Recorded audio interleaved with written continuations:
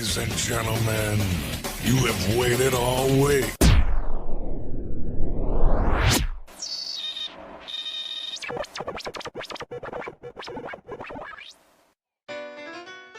Yeah, Boogie Page. Throwing it down for All Things BMX is ready. I know I am. Just hack the ATB Airways.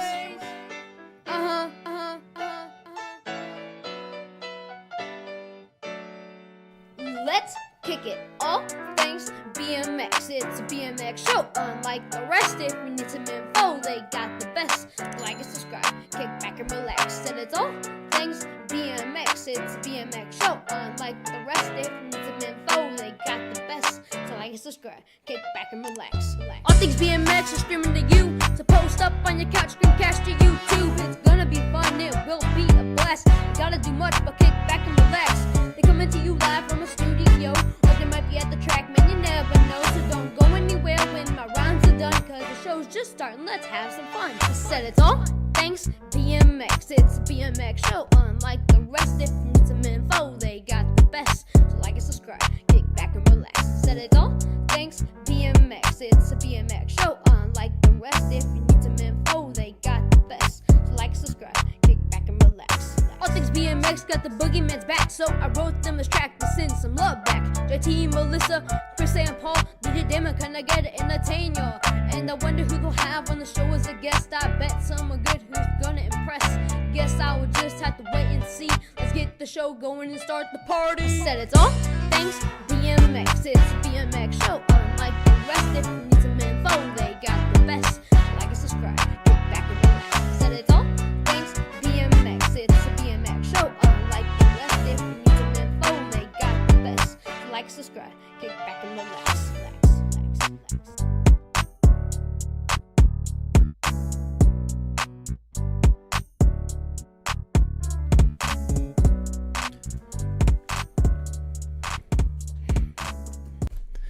Welcome into the All Things BMX Show. It's Friday Night Live with a Wednesday night show that was postponed because I couldn't get off the couch. I think it's that new COVID variant, Chris. Oh, is that what it is? Yeah, it's BS 247. 247.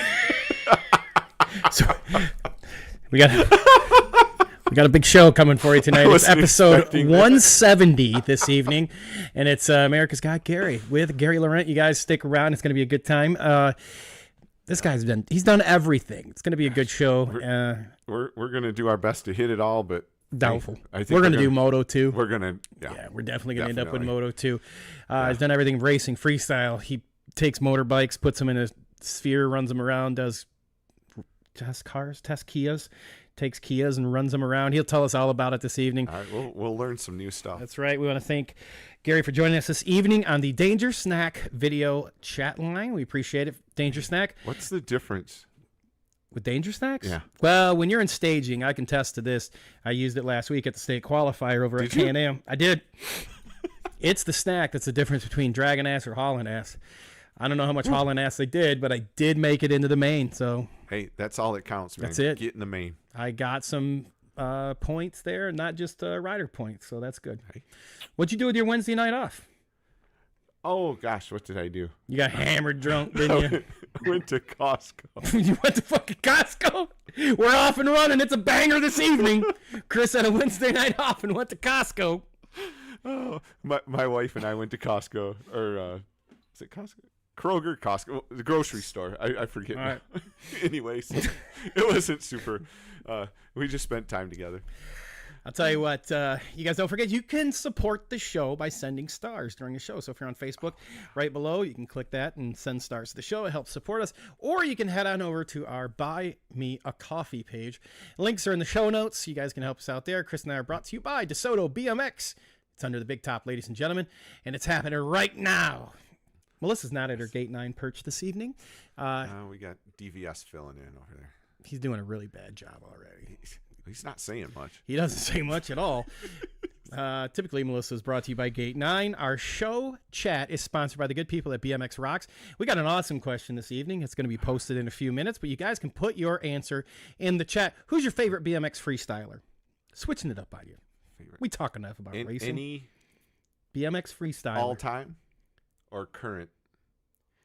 Dude, Any. you know when you ask me questions like I know, that, I'm it's sorry. like the times I go on the internet and just want to punch myself. Like, hey man, All right. what's your favorite car? Is it pre-80s or after 80s? That's true.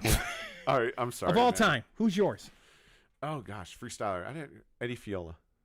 That's funny. He's going to be on the show. That's true. And Matt Hoffman. Tonight's you lightning round is brought to you by 110 Nutrition. We're going to ask our guests that question as soon as we get them on camera here. And you guys know this show doesn't happen without the support of Answer BMX, Dive Job Apparel, and Bombshell Racing System. Without further ado, let's bring our guest in.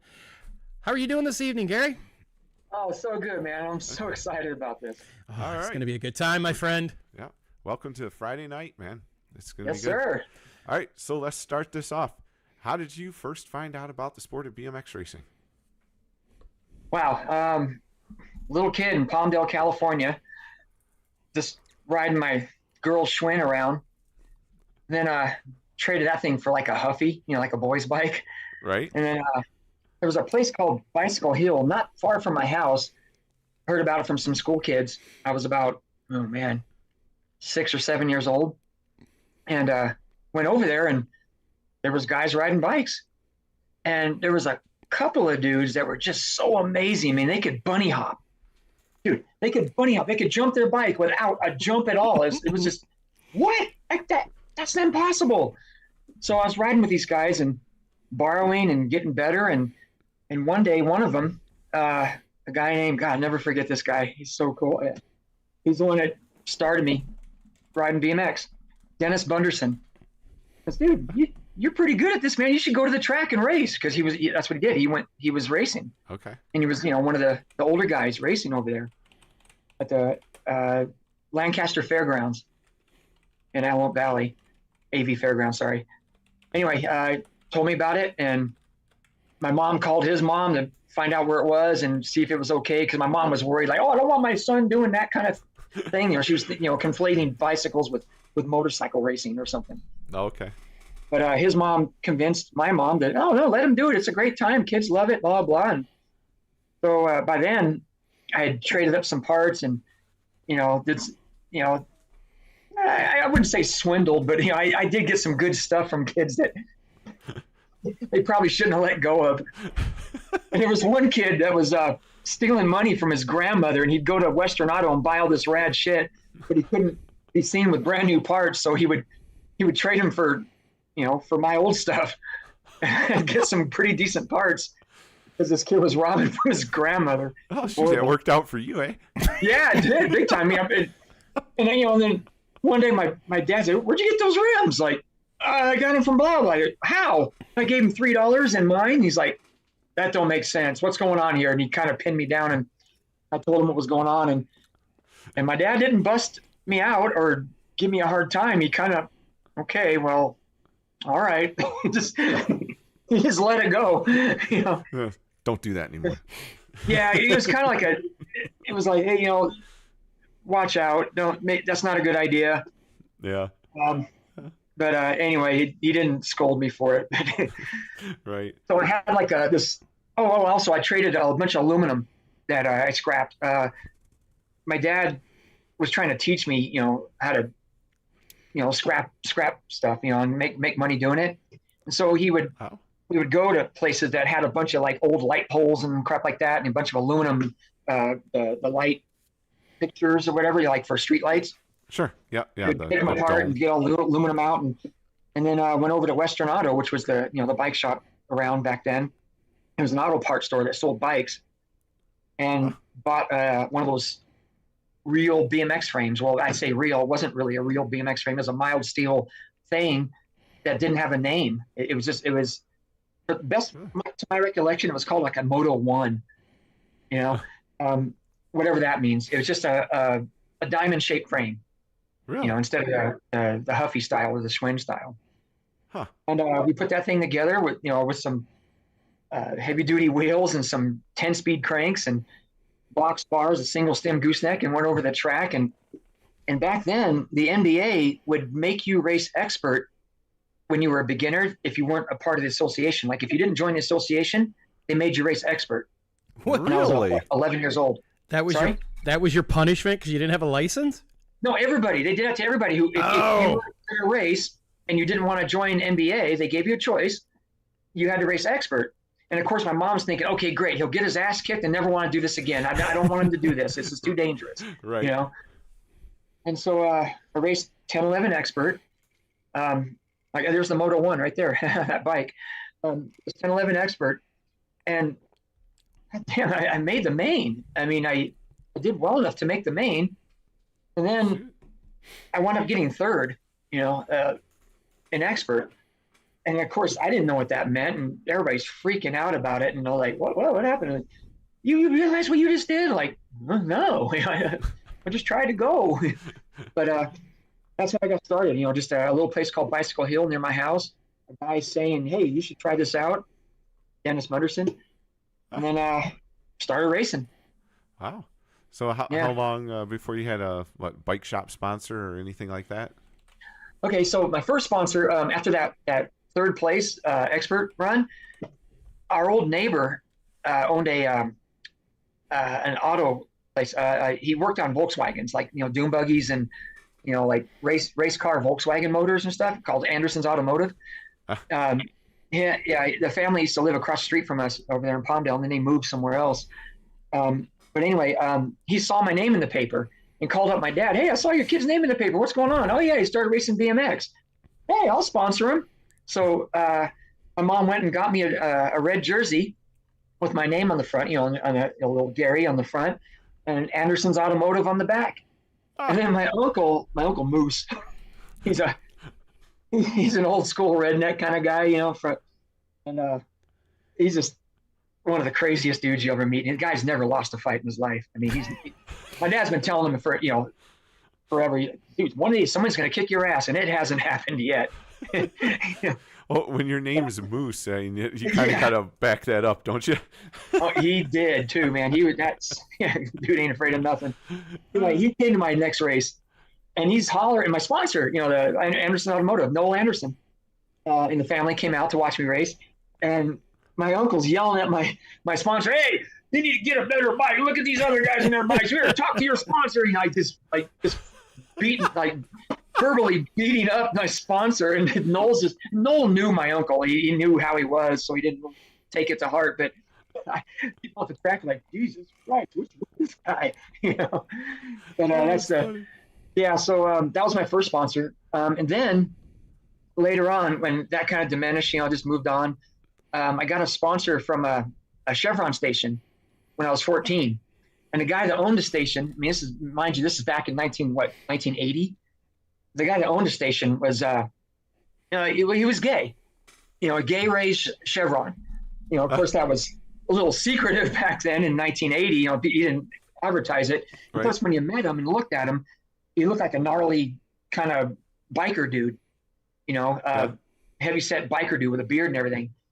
So I guess, I don't know what you call it, polar bear nowadays. I don't know. But, not sure. Anyway, but Gay Ray Chevron was my sponsor. And he was also sponsored my brother's go-kart. My older brother had a go-kart thing. He was racing go-karts. So that was my next sponsor. And then after that, my parents started a bike shop just out of spite because, you know, the parts were getting expensive, you know, to keep up with the racing and all that. And my dad was used a DBA to get Laurent Enterprises to buy parts from these distributorships, you know, like, you know, wherever people bought, you know, the wholesalers. Right. Yeah. Because my dad we lived in Palmdale, but he worked in, you know, LA area, you know, for Caltrans. So he could go down there to these places and just pick up, you know, whatever parts I wanted. And then we started selling to some of my friends. And the local bike shop found out about this and raised hell and shut us down. Oh, because we were kind of selling some parts out of the back of the station wagon or the truck at the track. So, you know, rightfully so. We didn't have a bike shop. We had no business doing that. But so the local bike shop, Bicycle Land, Tom Wallentich, he shut us down. And my dad, just because he was pissed, he went and rented a building near our house. And, you know, by then we moved to Quartz Hill. And we started a bike shop just to help pay for my racing, you know, you know, and my mom learned how to spoke wheels faster and better than anybody on the planet, man. She was so good at that. she could spoke them like races, like somebody lose their wheel, a bunch of spokes, and she could have it done ready for the next moto. And she did that many times. Wow. She was amazing. Oh, that's cool. Yeah. So so there was that sponsor, of course, but we also sponsored some other local kids, around. So Laurent Bike Shop, and then from there, I guess my first factory ride was because of a guy named Dave Clompton. You ever see those old magazines where there was the side hat guys? There was a guy named Pedal and a guy named Push, like on the rear of their pants. Do you remember seeing that picture? It's a pretty famous picture. The guy was, they really put their name in the back of the pants, but these guys put Pedal and Push. And he was the Push of Pedal and Push. And he worked for a company called Taiwan Bike Supply in Compton, California. And my dad met this guy, and I don't know why, but this guy, Dave, just took a liking to me, and he liked the way I rode and liked my style, and I also helped test the bike they were trying to come out with. So they came out with a bike called ProCraft, a Taiwan bike that wasn't chromoly. It was just like a high tension steel. So they were trying to just do this new approach to BMX, they called it, where they blended the rear dropouts into the chain stays and the seat stays. Mm-hmm. Really nice. They had ovalized tubing, things like that. Chromoly. It wasn't chromoly, but it was that high tension steel. And the bike looked great, and it was really ahead of its time because it had thick dropouts too. Small, thick dropouts. And anyway, they were trying to get this bike off the ground, and he asked me to test it, and I beat the hell out of it, and I couldn't break it. I mean, I jumped it off a roof of a house, and everything. It couldn't be done. So they sponsored me, and they also sponsored a few other guys. I forget names sometimes, but I try hard. But it was me, Aaron Sally, James Buford. He was a cruiser rider my age that was fast as hell, an Orange local. Randy Littlefield, he was an older cruiser rider. A guy named Daryl Moore, I'm not sure where he's from. Dave Chiappetti, I think he was a further east guy. Kevin White, he was my age and rode 20-inch, fast as hell. He was a Harbor BMX local. Anyway, we started this team, and that was my first factory ride was ProCraft, which is that same company is now called Odyssey. It's the same company now. Oh, they just gave up on the ProCraft a couple of years into it, and moved on to Odyssey, just doing components. Mm-hmm. Yeah. So that was the first factory ride there. And then from there, what was the next sponsor? Bicycle Center. Dave Schwerowitz from BC Dave, they call him. You probably heard of him. Anybody getting their Hall of Fame speech will mention this guy. BC Dave had a bike shop in Redondo Beach area. Redondo? Over by Rolling Hills, Southern California. Anyway, he was all in and going to get me all decked out in a Schwinn. And then free agent needed a 17X, I guess. And Dave went, "Oh man, hey, I got the guy for you." He was talking to Yvonne Shoup, the owner of Free Agent back then. Because I guess her 17X guy, Randy Becker, I believe his name was, he was going to move on, go to school or something. Anyway, she asked Dave about me, and he talked me up, and she's like, "Okay." And she called me up and offered me a ride right away. And man, I was full factory free agent, and just beside myself. It's like, this can't be. When you're a kid and you just think, you look at those factory riders and think, wow, how cool would that ever be to be on that level and to make the main at a national, or to win nationals. It's just go to a national knowing you could win, or you could I used to think, what would it be like to be like Eddie King? Like, no, you're just gonna do good at a national, and then when you get there, you don't really realize that's where you're at. I mean, because by then I'd already won a bunch of cruiser mains, and I won the grands. But in the words of Eddie King, cruiser don't count. Yeah. What else did Eddie That King is- like to say? that is true. Concentrate more Yeah. and breathe through your nose.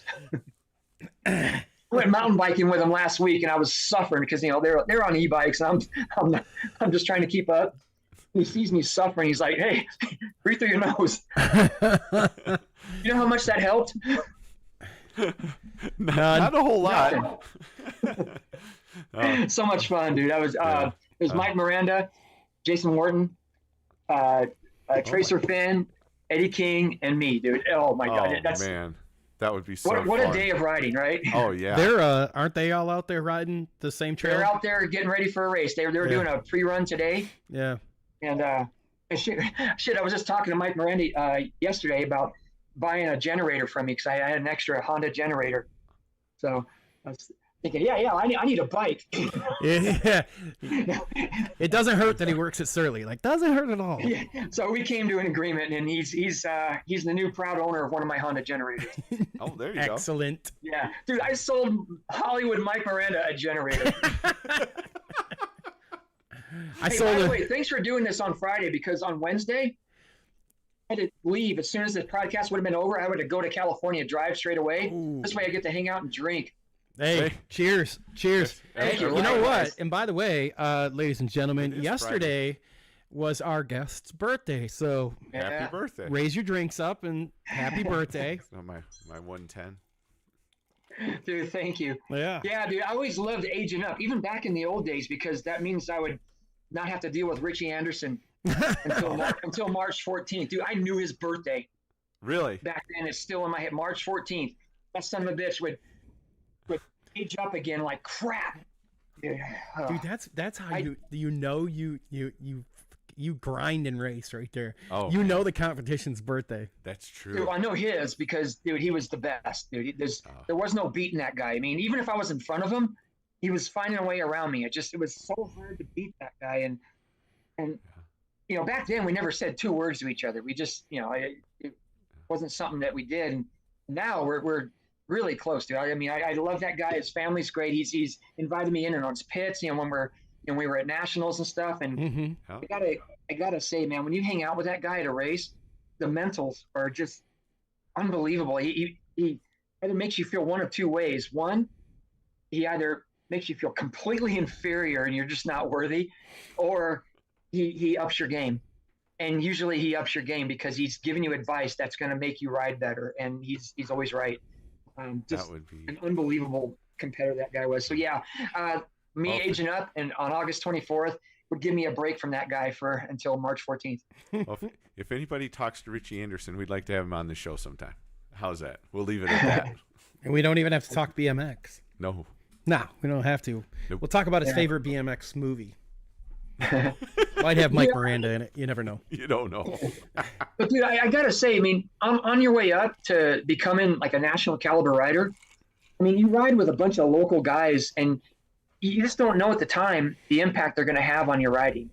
Yeah. I mean, I rode with a bunch of dudes in Palmdale, and I mean, I started trying to like jot down all the names, and there's just so many.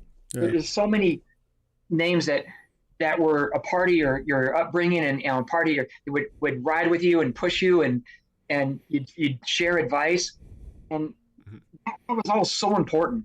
And dude, if any of you guys rode with me in Palmdale, California, where I was born, raised, and lost my virginity, if we rode together, you helped me get there. Thank you from the bottom of my heart for riding with me and taking your time and let me be a part of your day. Seriously, it was. Oh, that's cool. That's amazing. And then, of course, racing locally, you get to a certain level and you start thinking you're a badass. Then you go somewhere else. That's right. Yeah. And where me and a friend of mine, Richie Cook, we were like I guess we were kind of the top 15 experts in our world in Lancaster, California. We went to Orange Y in Southern California, the Orange Y track, Mm-hmm. Oh, world yeah. famous. World We famous. go there and we got our asses handed to us. Just destroyed. I mean, motoed. And we were like, what? By guys we never heard of, Yeah. And of course, there was guys there that you heard of, like Kelly McDougal and things like that. It's rad, fast dudes. And then you get destroyed by guys you never heard of.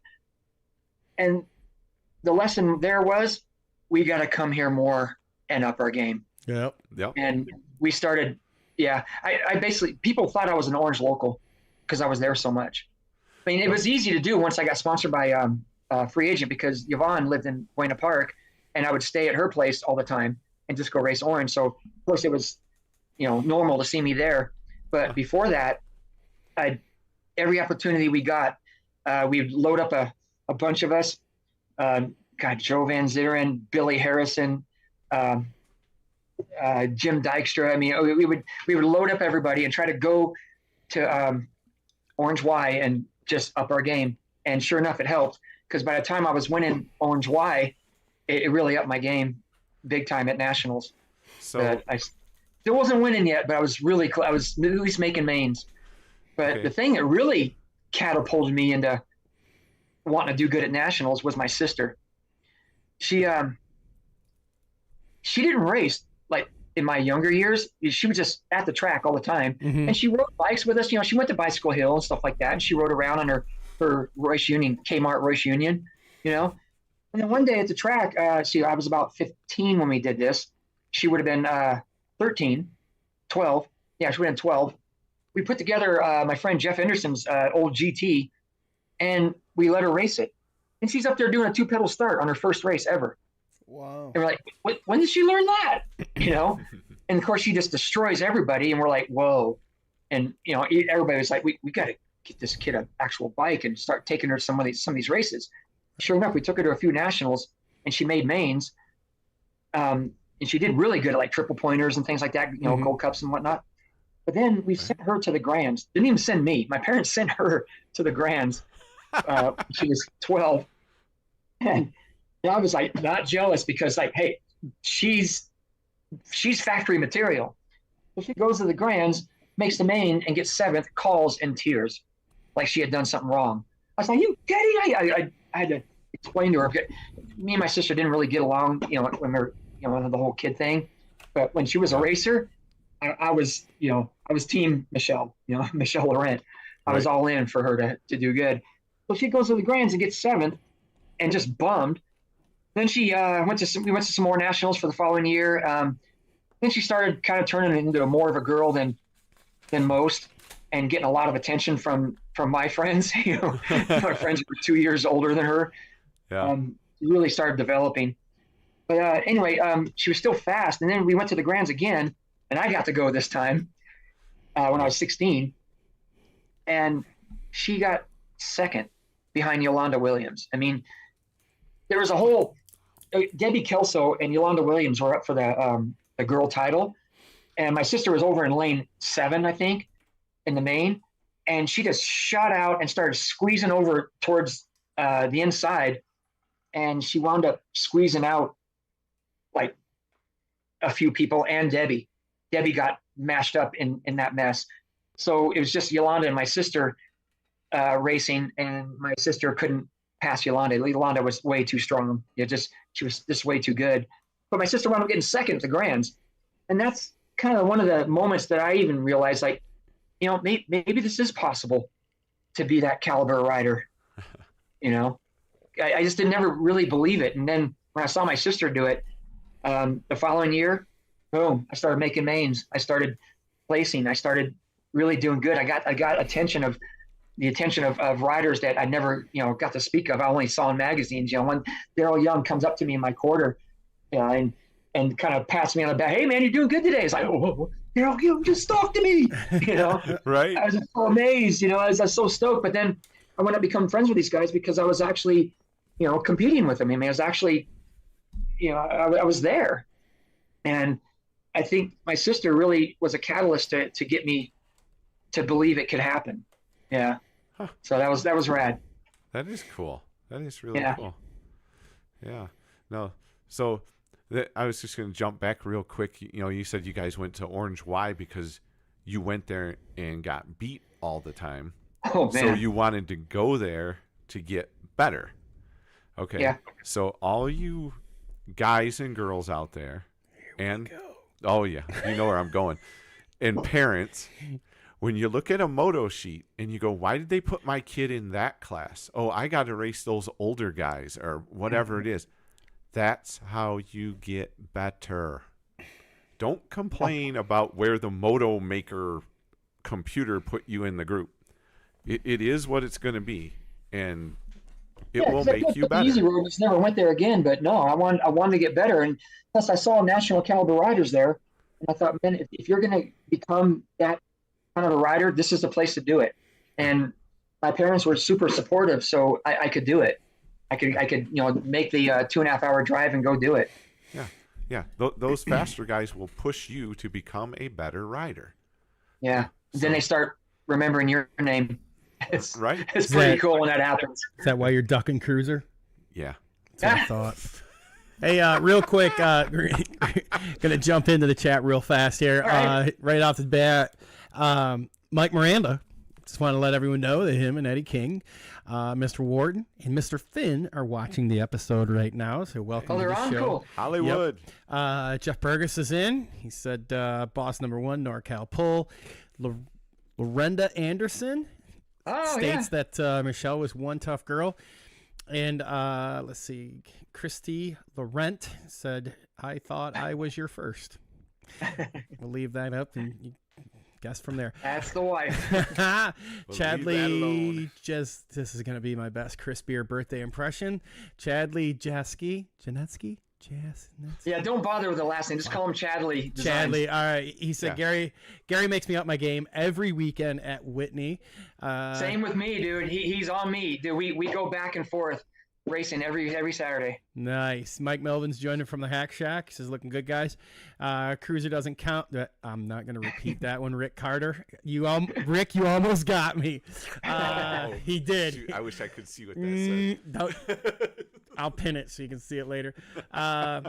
Len Novak said he's headed out to race, and knowing that you're doing the show, looks like some better points for him this evening. Okay. Mr. Vega says that, hey, how you doing? That he knew you when you rode for Free Agent. Oh. Let's see. Let me get back up here. Some of the other people. Mike Miller. He's going to be announcing. Tennis ball. I know. I don't have one. That's his question. He wanted to ask you. Are you going to have him out at Frogtown? No, I'm not going to make Frogtown. My wife, in her infinite wisdom, has booked a cruise for us to go on, which I'm really excited about. But it's right on top of Frogtown. Okay. All right. Thank you, honey. You're pretty. Look, cruises are awesome. Just FYI, I was talking to a cruise by Mighty Mo, Moses Tillman, and you're wearing. Yeah, and man, I'm telling you, I'll go back on one any day of the week now. So yeah, they're fun. Yeah, they're a good time. Going in a few weeks. That's right. You're headed out. Damon and I are going. That's right. Scott, my wife too. It's not Damon and I together going, but we're going to be there. Yeah, glad you clarified that there, Chris. That would be weird. Be like, yep, leaving the wife at home. Damon and I are going to go hang out. We got we got that ATB discount. Scott Lachansky chiming in on who their favorite freestyler is. He said it's a tie between Nasty and Nyquist. Low and Slow over on YouTube says Mira. Let's see. Billy Harrison says that you own all the skate parks, and the skate parks he owned in Vegas. He must be talking about back when we were talking about some of the. Did your family own any of these skate parks? No, I think he means because I owned it like I rode it well or something. Good point, which we're going to talk about. Yeah, we'll get there. But I owned a skate park in Vegas, but that was years later. Okay. Scott Lachansky wanted to let you know he's going to Home Depot, maybe Bed Bath & Beyond. He's not sure if he can fit it all in. What? That's an old school reference. It's a Will Ferrell movie. We'll let you. We'll let you run it and take it home. I don't. We're going to talk about his. Billy Harrison says ask you about the Camaro in '88. We'll get to that. Bill Johnson, hey, thanks for joining. Don't stop sending the El Caminos that are for sale out there in Vegas, all right, in California. Still going to happen. It's still going to happen, Bill. Or a Ranchero. Or a Ranchero. Could happen. We're going forward, I guess. Yeah. John Hinckley asks, Gary, are you going to be coming to the Hall of Fame dinner this year? Yeah, I'm going to try to make that. Awesome. Mike Miranda has said, ask Gary to show you his special tricks like he showed us in Flagstaff. God damn it. I should have known as I started reading that. You should know before. You should pre-read anything Mike I can't. sends. Right? Like, with all the... Yeah, all the stuff here. No, this is why. Gotta love Hollywood, man. John Hinckley says, "Hey, ask him about almost buying a car from my mom. What's going on there?" Yeah, I almost did. Yeah. What kind of car? She couldn't get the price down, so her fault. Oh, what kind of car was it? A Camaro. Yeah, Camaros. Yeah, it was a newer model Z28 than what I had. So plus it was a bigger motor, and I'm sure I would have gotten in trouble with that thing. Probably better off that you didn't get that one. Yeah, it was way more car than what I had, and I had no business. And plus, God damn it, it was so expensive. But you know, when you're a dumb kid, you do dumb things. But yeah, are we going to the Camaro thing then with Billy Harrison's question, or? Yeah, fire away. Let's go. We have no script. Okay. Let's just rock and roll. It's whenever, all right. whatever. Well, all right. So after, you know what? Yeah. Let me finish something up then first. The free agent sponsorship. The team. I mean, dude, it was an amazing team, and we also had a team manager, Ryan Krupe's dad, Don Krupe, and he had decided, like, okay, hey, we're gonna turn this into a number one factory team, and you know we're gonna do it, and you know he started to come up with all these ways we're gonna make it happen. So they started coming up with a plan, and plus I was sitting national number one cruiser when they decided to come up with this plan. I mean, back then the team was the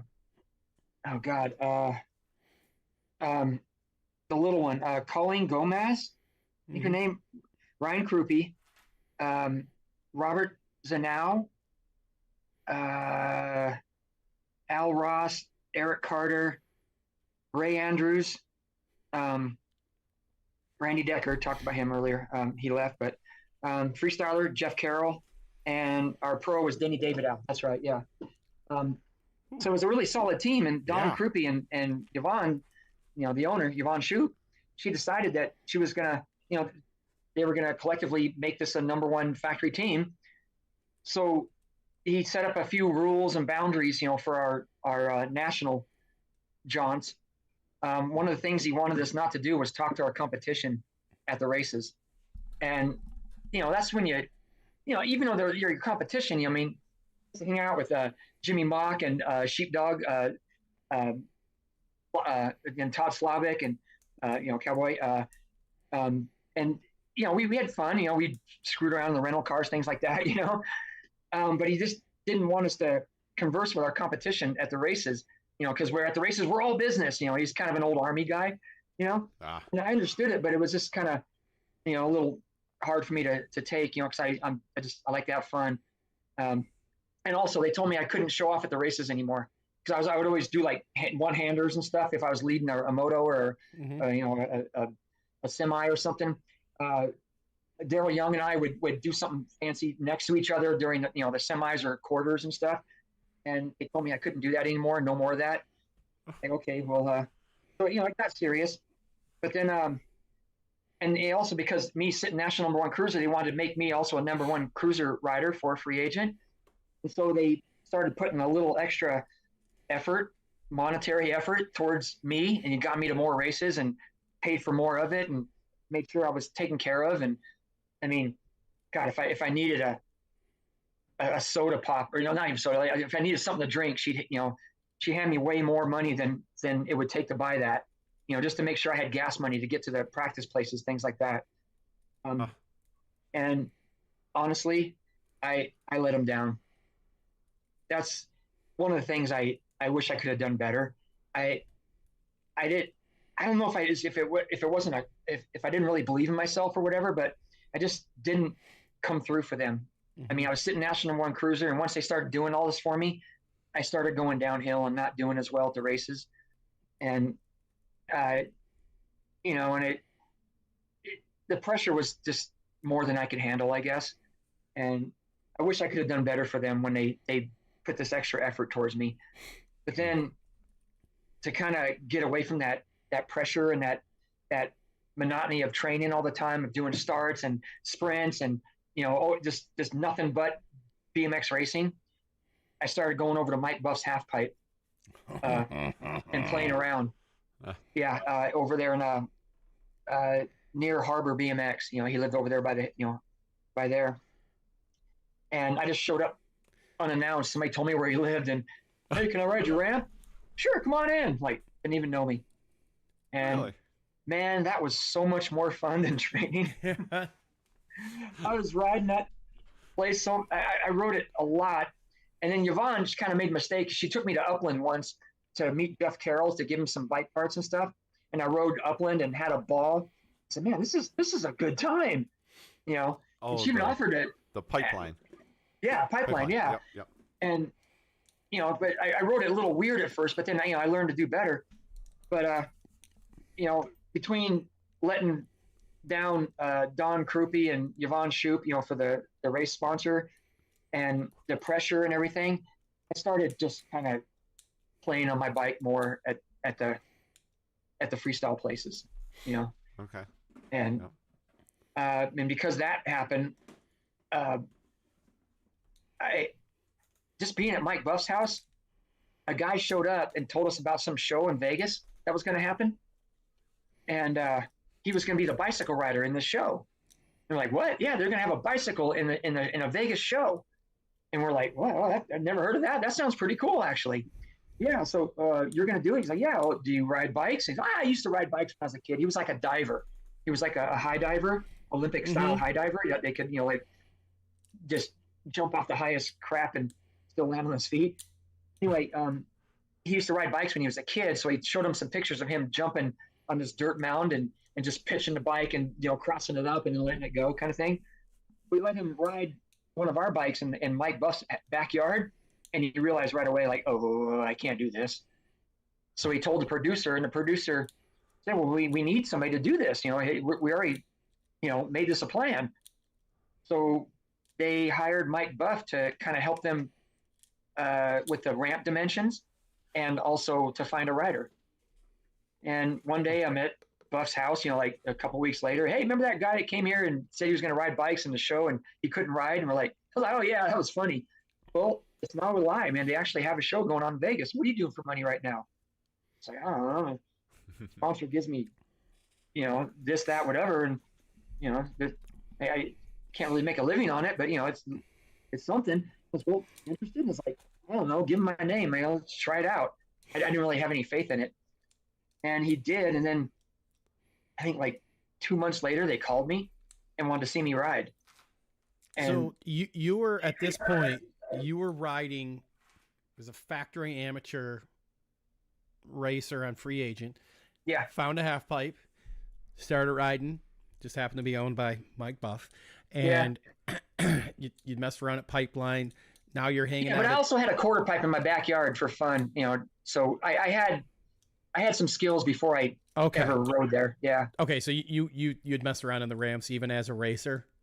Yeah. Yeah, okay. I did. And then also, me and Jeff Carroll went to Arizona to shoot an ad for Free Agent's freestyle bike. And I went along just to kind of ride and hang out with Jeff Carroll. And I learned a lot from him. He showed me how not to air a quarter pipe, because I would sit down before the quarter pipe and I would kind of, stand up as I'm going up it to bunny hop kind of thing. And he showed me how to stand up all the way through it. And he really helped me get my air smooth, So so I had some quarter pipe skills before this happened, before I got to Mike Buff's house. And that's why I had such a good time, because it was back and forth, half pipe. And right. I could, it was a lot more fun. And plus I was riding with R.L. Osborne. Who else showed up? Fred Blood showed up one day. Holy cow. And every time I was there, of course, Buff was there, and he always say, yeah, come on in. I wouldn't even have to call the guy. He just, come on in. Sure. And I want to, but anyway, he asked me, so you interested in this? So, yeah. So I gave him my name. They called me 2 months later, asked to see me ride. They had an audition. A couple other guys showed up, but they just weren't quite there yet. And I jumped up on that vertical piece. It was like 4 feet of vert on Mike Buff's, ramp. And they just shit their pants. Said, Gary, come on down. We need to talk. They offered me a contract making like 36 grand a year What? to ride. Yeah, 36 grand a year in 1985. Dang. I mean, Wow. mind you, I'm still riding for free agent at this time. And I'm still trying, but I'm faltering as far as the number one plate goes. But I'm still, still making mains, and I was even leading a national, and I did a one-hander while I was leading, and I crashed. Oh. Stockton. Yeah, I was in Stockton. I was leading the main and did a quick little one-hander to show off, and then that was my last ABA race before I, quit. And then, what happened? So anyway, so I got that job. So I told Yvonne what's going on, and she, she wasn't happy, but I think she was kind of relieved because then she could hire somebody better anyway. And she hired Charles Townsend. Choo-choo town. Choo-choo, yeah. Amen. So they hired Charles, and he's free agent. But then I still had my last race to do, and I wanted to go out I want to go out big. I want to go out not, Right. crashing in the last straight, leading the main. So I trained my ass off before this last is an NBL race at Ascot, 1985. And it's a track I was familiar with. I went there a lot. And man, I went there ready. I even changed from 180 cranks to 185s, changed my gear. I mean, I was serious. I wanted to win this race. This is my last race. And it was known to be my last race. I mean, Dorsey. Linda Dorsey. Linda Dorsey. She made it super clear to everybody. This was my last race before I went off to Las Vegas to do a show. And then Scott Breithaupt brought me on and did an interview on Nickelodeon, about my last race and all this stuff. So Holy cow. I was ready. And in the main, it was me and Charles. He was on the inside. I was on the outside. And I was going a little bit faster than him. I mean, I you know what? Maybe I shouldn't tell this part. Because he has a different view of it. Well, He remembers it completely different. In your opinion, it's your show. So you can say it any way you want. If Charles wants to tell his side of it, he can come on and be a guest on the show. Just All right, email sounds us at info@allthingsbmx show or message me on Facebook. All right. It's my opinion There we go. that he saw me coming on the outside and moved over to hold me off, but he moved over in the air, and we connected, and we both went down. Oh no! So it was his first ride as free agent. Wanted to come in swinging. Right. And as he likes to say, no, this is my house. Free agent is my house. Right. So yeah, but yeah, so we both went down in the main, and we were leading, and yeah, but that was my last race on free agent. And then after that, it was Vegas. I moved to Vegas. Wow. As a freestyler. What? And you were awesome. you 18, 19 then? I was 18. Yeah. Damn. 18 years old. Yeah. You're making $36,000 a year. That's more than most pros make Isn't that right crazy? now. So what do you think's the first stupid thing I did? Bought a Corvette. No. Camaro. Yeah. Camaro. Oh, 88. I bought a Camaro. 88 Camaro. damn, that Camaro. Yeah, when I saw those IROCs come out, I just lost my mind, and I had to have one. And Did it have but first, I T-tops? started off with like an 82 Z28, which was the newer body style, and then I ran that thing for a little bit, and then when the IROCs came out, yeah, I traded that in and bought an IROC. Here's a so question. dumb. Oh. Did Billy Squires Stroke Man ever come out of the cassette deck? Always, dude, always. Always. Yeah. The only time it came Yeah. out was to put Ride the Oh, Lightning yeah. in there. Actually, by Billy Metallica. Squire so was a little early, but not that much. Yeah. But, yeah, so I bought that Camaro, and What was God, I the drove what was the the hell out of it, dude. soundtrack of the Camaro? soundtrack. I was a big Adam and the Ants fan All right. back then, and so that happened a lot. And then because I like Devo and Oingo Boingo and stuff like that, some punk rock stuff, whatever, and some stuff that was more punk than but when you want to get laid, you have to listen to some other music. Fucking White Snake. God damn it. like Prince and like more dance music stuff. So it was like Shannon so mix a lot. I had to change the tape repertoire. He's banging at my posse's on Broadway. Jodeci? Jodeci? Yeah, so that shit only worked in the Midwest. That Camaro was bought for one reason, and that was to try to pull chicks.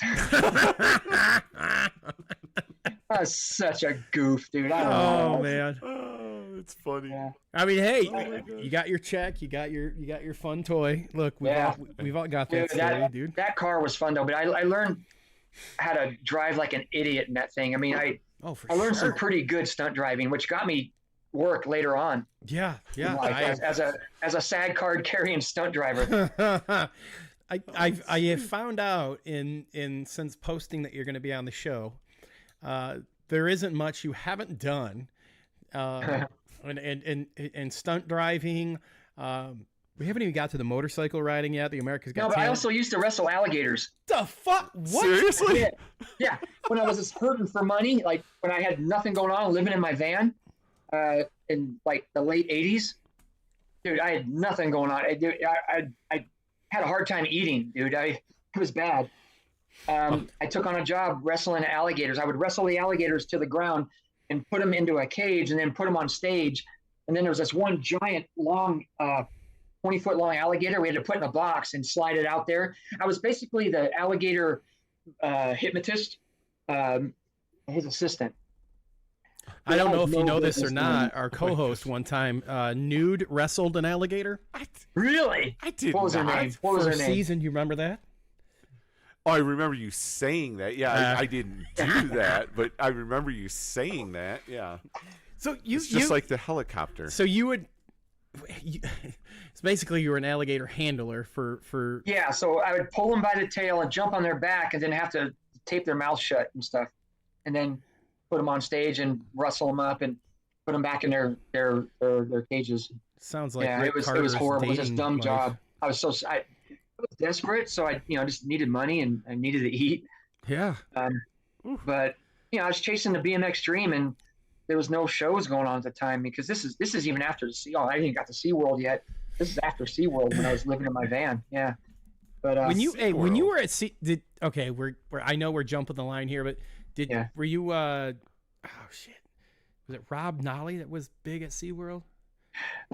He might have been in Florida, but I was in San Diego. Oh, okay. All right, never mind then. Yeah. So I did Splash, that Riviera show for like 4 years, and I learned a lot because I was not a show person when I got there. I mean, No, you were doing the Splash show as a BMX rider, right? Yeah, exactly. Okay. I was a racer that became a freestyler, and now Very I'm quickly in Vegas going to be making $36,000 a year for a minute and 10 seconds of work on stage.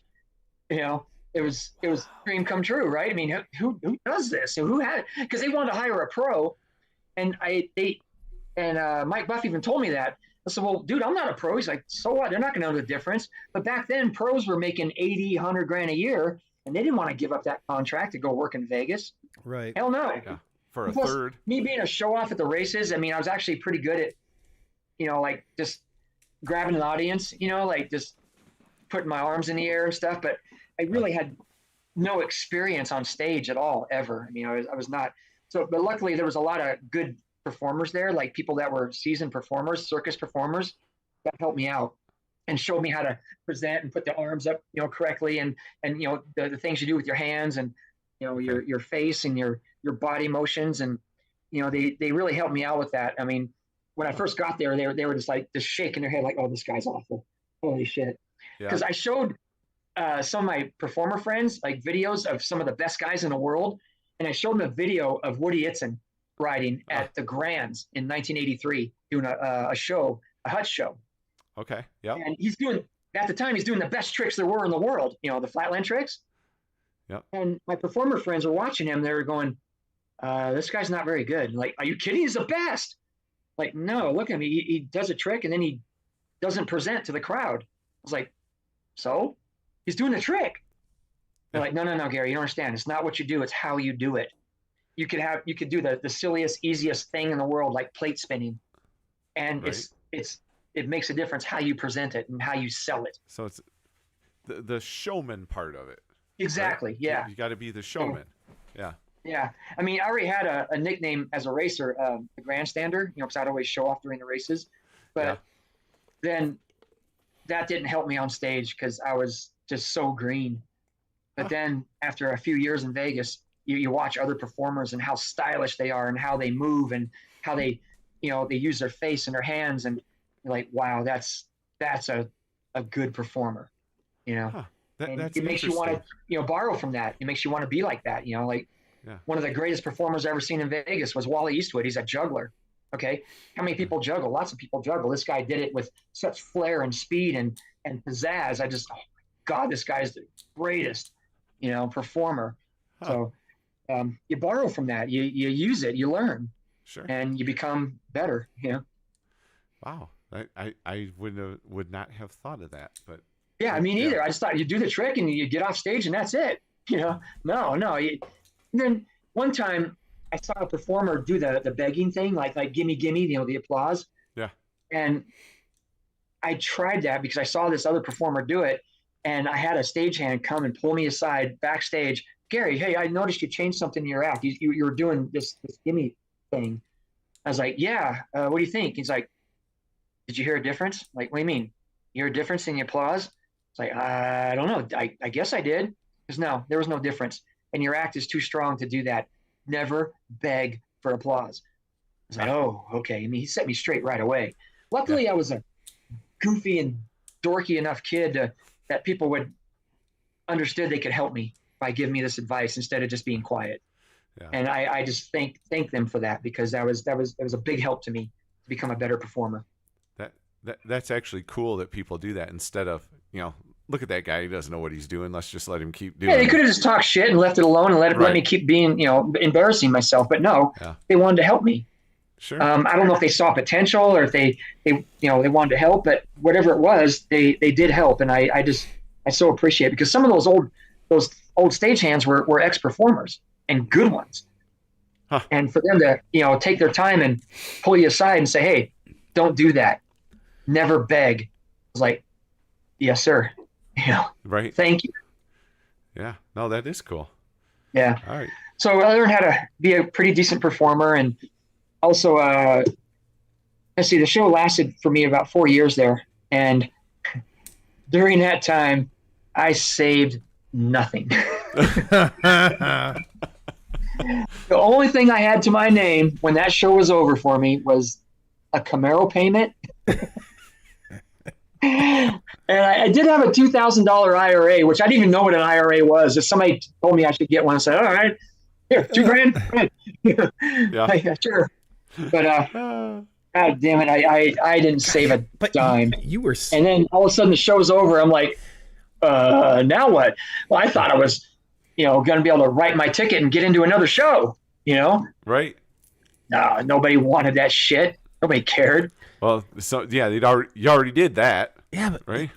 Just thinking, like, you were what, 21, 22 when it got done? At the time, 22 when I got let go. Yeah. Man, like, it's so young. I mean, yeah. Obviously, when you're on the other side of that, stupid. You feel like that's old. God dang, that's so young. And to think, like, one, like, congrats to you to like sack up and just go, right? Yeah. I mean, wow, congrats. But like, yeah, it ends and there you are. I don't think of very many other 22-year-olds that would have done anything different. No, anybody would have jumped on that, and I was just lucky enough that Mike Buff chose me. Well, even to come out of it, like, I don't know many that would be of the age of 22 and had more than a $20,000 or $2,000 IRA and a payment on a sports car. I mean, it just that's all I had, dude. I had no savings at all. Vegas, like you were in Vegas, man. I was in Vegas, yeah. So I tried to keep it going. I tried to, do some shows and some school shows and stuff like that, and just nobody was, biting. Mm-hmm. So I had to. I was about to lose the house I was renting. I mean, it was going downhill fast. And then I took a job with my Uncle Moose. Actually, what he did, he hired me to come do a BMX show at his church up in Northern California. And so me and my friend Don Stotts, we go up there and we're pulling the ramp with the Camaro. And this ramp is like pulling a parachute. it's not set up. It's not set up wind friendly at all. When you were pulling, you mean you were towing it down the road? Yeah, we're towing it to Northern California behind the Camaro. And because we did a show in St. George, Utah, which, we used my little truck with a 4-cylinder motor, and it just was going 10 miles an hour up the hills, Oh my God. No, I'm going to put it behind the Camaro. It's got a V8. It'll pull it, no problem, Of course, the transmission is going, just laboring. So the transmission gives out like halfway through the trip in a place called Goldfield, Nevada, just in the middle of nowhere. It's a small mining town that is no longer. And the car crapped out. So anyway, so I destroyed the car pulling the ramp to Northern California. We get there, we do the show. But then I started talking to my uncle about what was going on. And he said, hey, I need help here. We're building a campground. I could pay you $10 an hour and, you can work for me. I was like, done. Got nothing going on. So I was a ditch bitch working for my uncle's construction company, building campgrounds, driving tractors, pushing shovels, like cleaning the holes behind the shovels and behind the tractors. And, I was a city kid that all these, these country folk that were just laborers their whole life were like, oh, we're going to make this kid work. We're going to show this kid what hard work is. Yeah. And I came through. I mean, I even caught more people standing around doing nothing. I would put like a surveyor stake next to them and see how long it took them to notice, they would get caught. But I learned a lot working for my uncle and doing that job. It humbled me down because, I was kind of like a smart ass city kid, with a Camaro and, thinking it was hot shit, with, being in a Vegas show. Right. And I got brought back down to earth, being a ditch bitch in Northern California, learning how to drive tractors and all about this, this construction stuff. So I learned the skill, working for my uncle. And it was great. And then I heard about a job at SeaWorld from a friend of mine. Curtis Coons was doing a show in Mexico. One of my guys I rode with in Vegas, one of the freestyle guys, and him and Paul Morris were doing shows in Mexico. And Curtis was in Tijuana, and he went over to SeaWorld just to see the show. And he hears from some of the performers, the SeaWorld show, where there's BMX in it. And they say, Dave Norrie is going to be leaving soon, so they're going to need to replace him. And so what happened? Curtis told John didn't want the job. He had something else going on. And he told me about it. So I called the company, sent him a video, and they hired me, from the video. So I told my uncle, sorry, man, I'm going to San Diego. Dude, they offered me a contract making $66 a day. I was gosh. Hell yeah, I can eat, right? I can start paying for my Camaro again. I was struggling. Before they repo it, right? Yeah. And then, that was good. Actually, my dad helped me out with that. He took over the loan and set it up. I paid him the interest and payments. So if I couldn't pay it that month, he just stacked on the interest.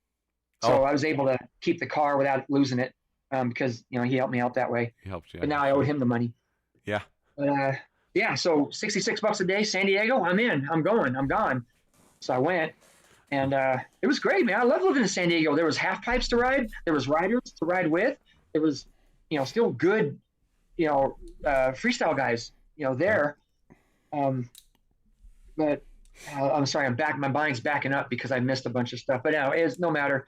I was off to SeaWorld, started doing shows. What was the time frame, the year you were doing this in SeaWorld?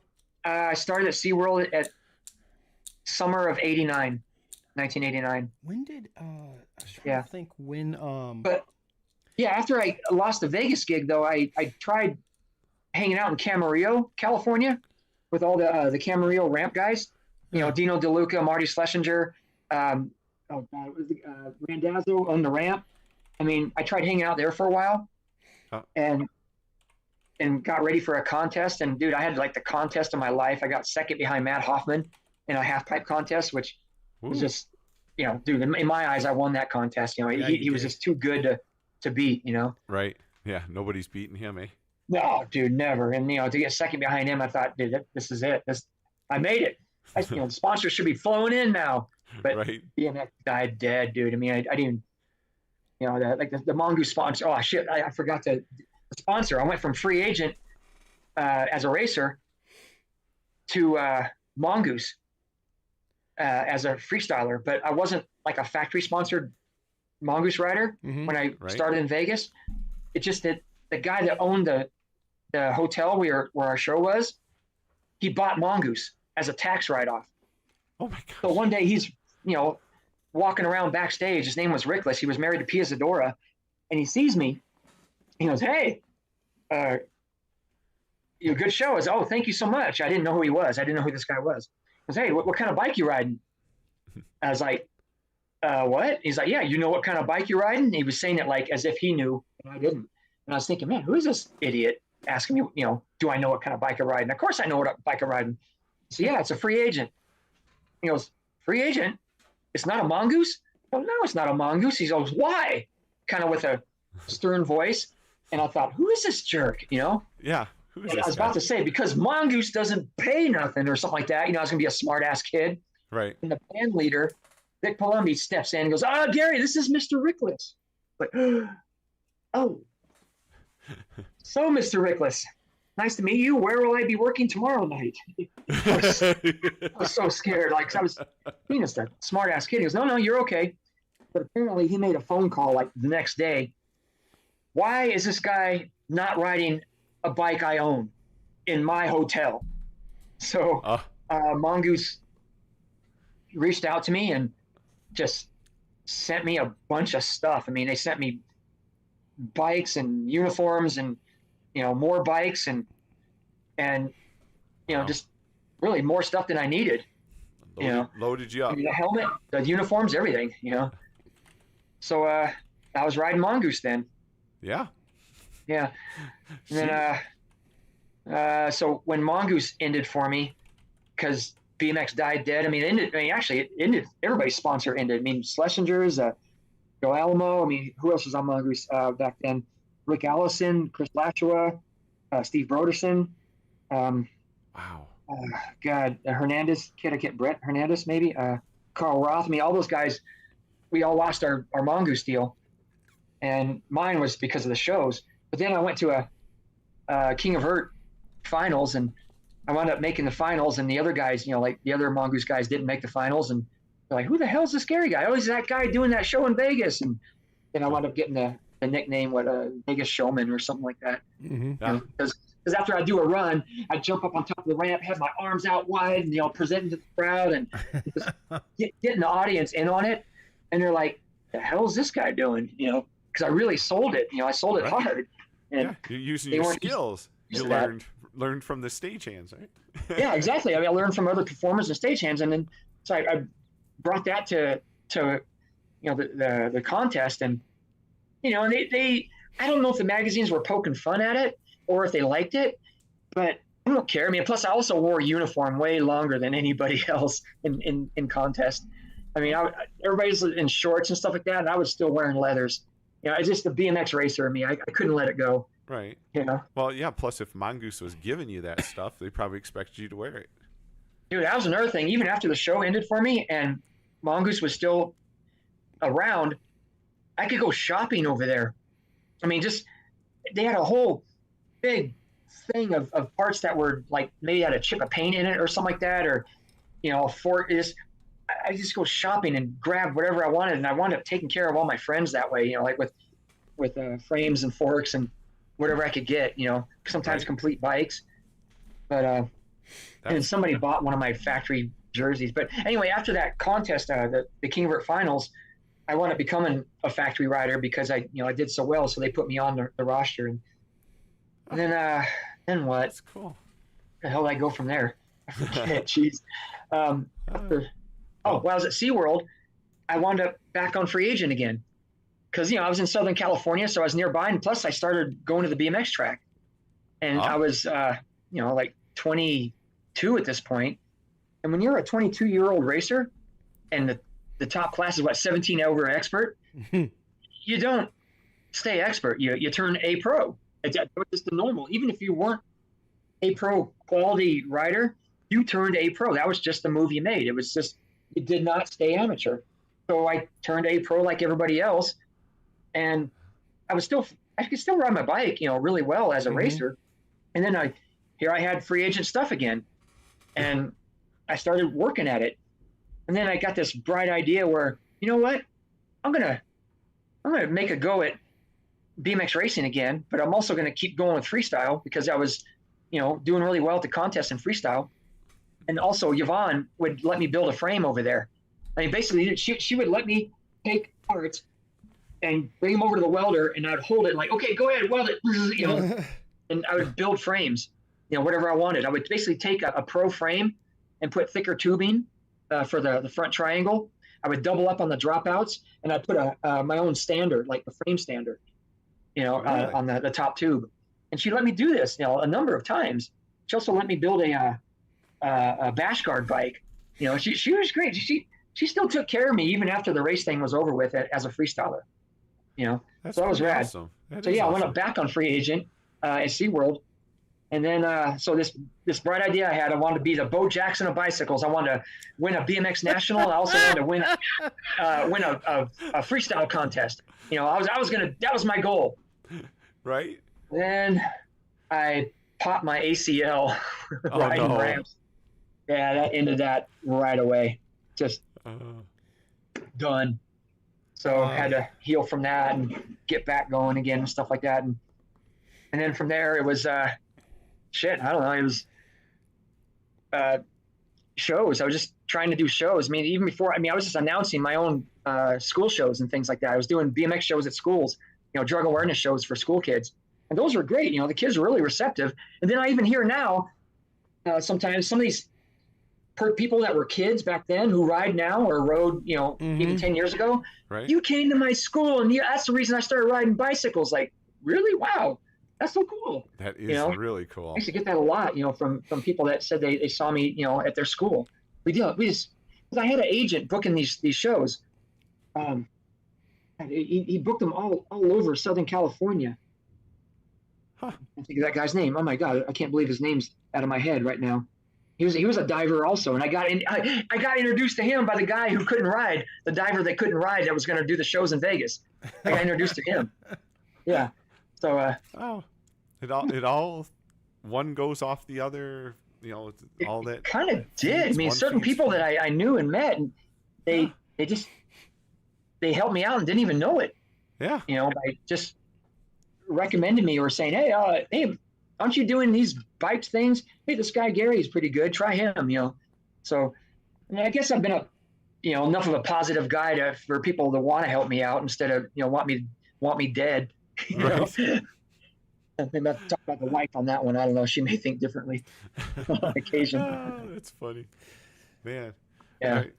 But yeah, it was a whirlwind, man. Like I said, I was living in my van and doing these shows. We also traveled to some state fairs, like Tennessee, things like that. It shows at all these state fairs, all these schools, and just chasing the BMX dream, living in my van. I traded the Camaro for a van. That's what I did when I needed to move into it. Yeah.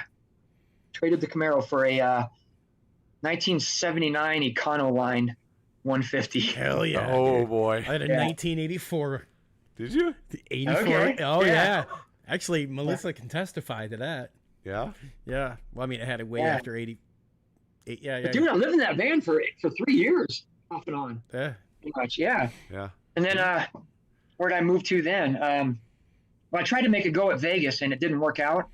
There was a show here called Thriller, and it only lasted a couple of weeks, and that's where I learned how to ride motorcycles, but not in the ball. I learned how to ride motorcycles, like them and stuff like that. Because there was a jumping guy there, and they needed another guy to jump through this big screen. And they have a motorcycle on the screen, and the last second the motorcycle's coming at the screen, and a real motorcycle would pop through it, jumping through the screen. So I learned how to ride motorcycles at the show Thriller. It only lasted a couple of weeks, and then I was back to hunting for anything on my van. And then I I got a job as a laundry sorter at the Hilton. I was a laundry sorter, dude. It was the worst job ever. Oh, it was so horrible. Let's take a pause at laundry sorter. All right. Laundry sorter. Okay. Holy shit. You gonna do some people in the chat and see what's Yeah. going on? Yeah. I want to check in the chat real quick, but then also we'll do the trivia as best as we can. Okay. All right. We'll work it out. We'll work it. Because Melissa's missing. But in the chat, lots of shout outs saying best rider I know, dude. Best person I know, best human I know. Hang on, let me keep scrolling down. Best dude, best rider I know, legend. That's from Tracer Finn. 5 points to Chris Beer for knowing Pipeline. That's from Mike Miller. Oh, really? Thank you, Mike. The Chang star, Jason Chang, says, when did he wear, God, I might pronounce this like Chris does birthdays, magenta? Magenta. Yeah. When did he? Oh, yeah. Okay. What year was that? 1987. All right. Jerry Field says, I was still in the military. I heard stories when you were in Vegas.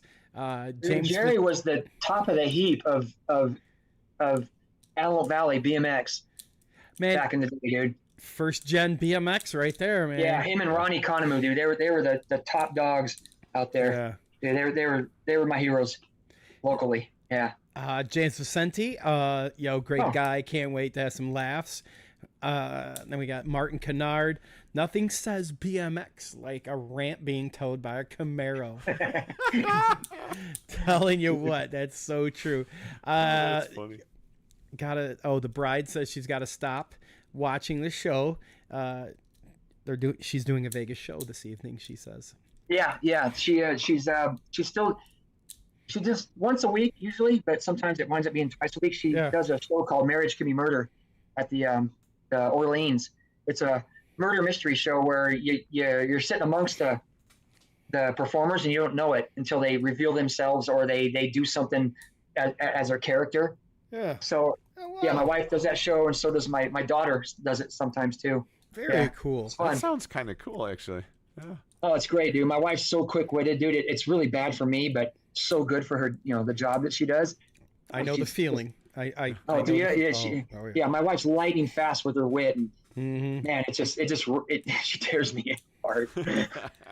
And then cool. Chadley says, Gary, you're an absolute goofball. I can't wait until you get into the Hall of Fame. Oh, dude, no, dude. I don't see that ever happening. I'm just, I've been nominated, but I saw that. That's as far as it's ever going to go, dude. I don't know about that. Here's the thing. I don't, when we were doing the research on you, I'm like, I don't know how he's not in yet, to be honest. Because especially now that you've talked about your amateur career, I mean, there's people in the Hall of Fame that have less of an amateur career than you've had, and you've had that plus everything we've talked about and everything we haven't even talked about yet. Cheers. You definitely get the nod. You should be in. Of course, I don't get a voting, but you're in our Hall of Fame, so there you go. Thank you. And especially with the fact like you've parlayed this into a career that you're still doing something on two wheels from the beginning of BMX, which I mean ultimately that's super awesome. And we've got Gork coming up as a guest soon. Oh, cool.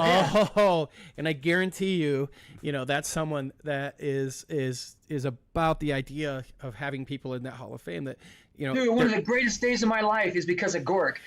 Do you have time for a quick story? Yeah, go. Absolutely. While we were doing these BMX shows all over Southern California, one of the riders said, hey, isn't there a national at the Griffith Park over there in Southern California, right after 5, whatever it is, or 4 or 5. Griffith Park was that horse arena where they had the Worlds that one year. So this was 1990, I think. I'm not sure. But anyway, there's a BMX national going over there, and it was Friday night. So I figured, I'll jump in on pro practice and just ride the track, So, right. I do. We get there, and I remember where the place was and how to park and where a good place was to park because I actually had a good in because I helped build the world's track in '83, so I knew where to go. Anyway, we get there, and sure enough, pro practice is going on. So I grab my bike and my helmet, and I go out there during pro practice, and he had a really nice double that was good for like 360s and stuff like that. So me, Tim Fuzzy Hall, what's his name, Wildman, Todd Lyons. Todd Lyons. Who else was in on this? Dave Clymer, and we were jumping that jump and doing all kinds of tricks. But you also had to get a good start because you couldn't like lay back and then do it. You had to like be leading or do it. While you're practicing because these guys are going to race tomorrow. Or tonight. They're practicing for real. But I was still savvy. I still could keep up with these guys in pro practice. So anyway, we're all looking at this jump and this is before backflips that really happened on dirt. And I was kind of eyeing it up, going, this is a good jump. I don't know. I kind of put it out of my mind. I was just having fun riding. And then my friend Nick Minkiri, he comes up to me, goes, dude, I'll give you $5. You flip that double. Get it. I was like, I was kind of thinking about it, but not really thinking about it. And dude, I was living in my van. $5 was going to go a long way at Taco Bell. Hell yeah, it was. Dude, oh yeah, back in the day. Going to be food for the next 3 days. Easily. Yeah. So I was like, dude, stop it. Now it's too crazy. But then I see Dave Clymer try it. And he comes up way short, breaks his forks off, snaps them off at the head tube, and just mashes himself into the second part of the double. Just destroyed himself. And this, it's like, oh crap, dude, that didn't go well at all. Of course the audience went nuts anyway, but he's just carrying his poor guy carrying his bike off the track.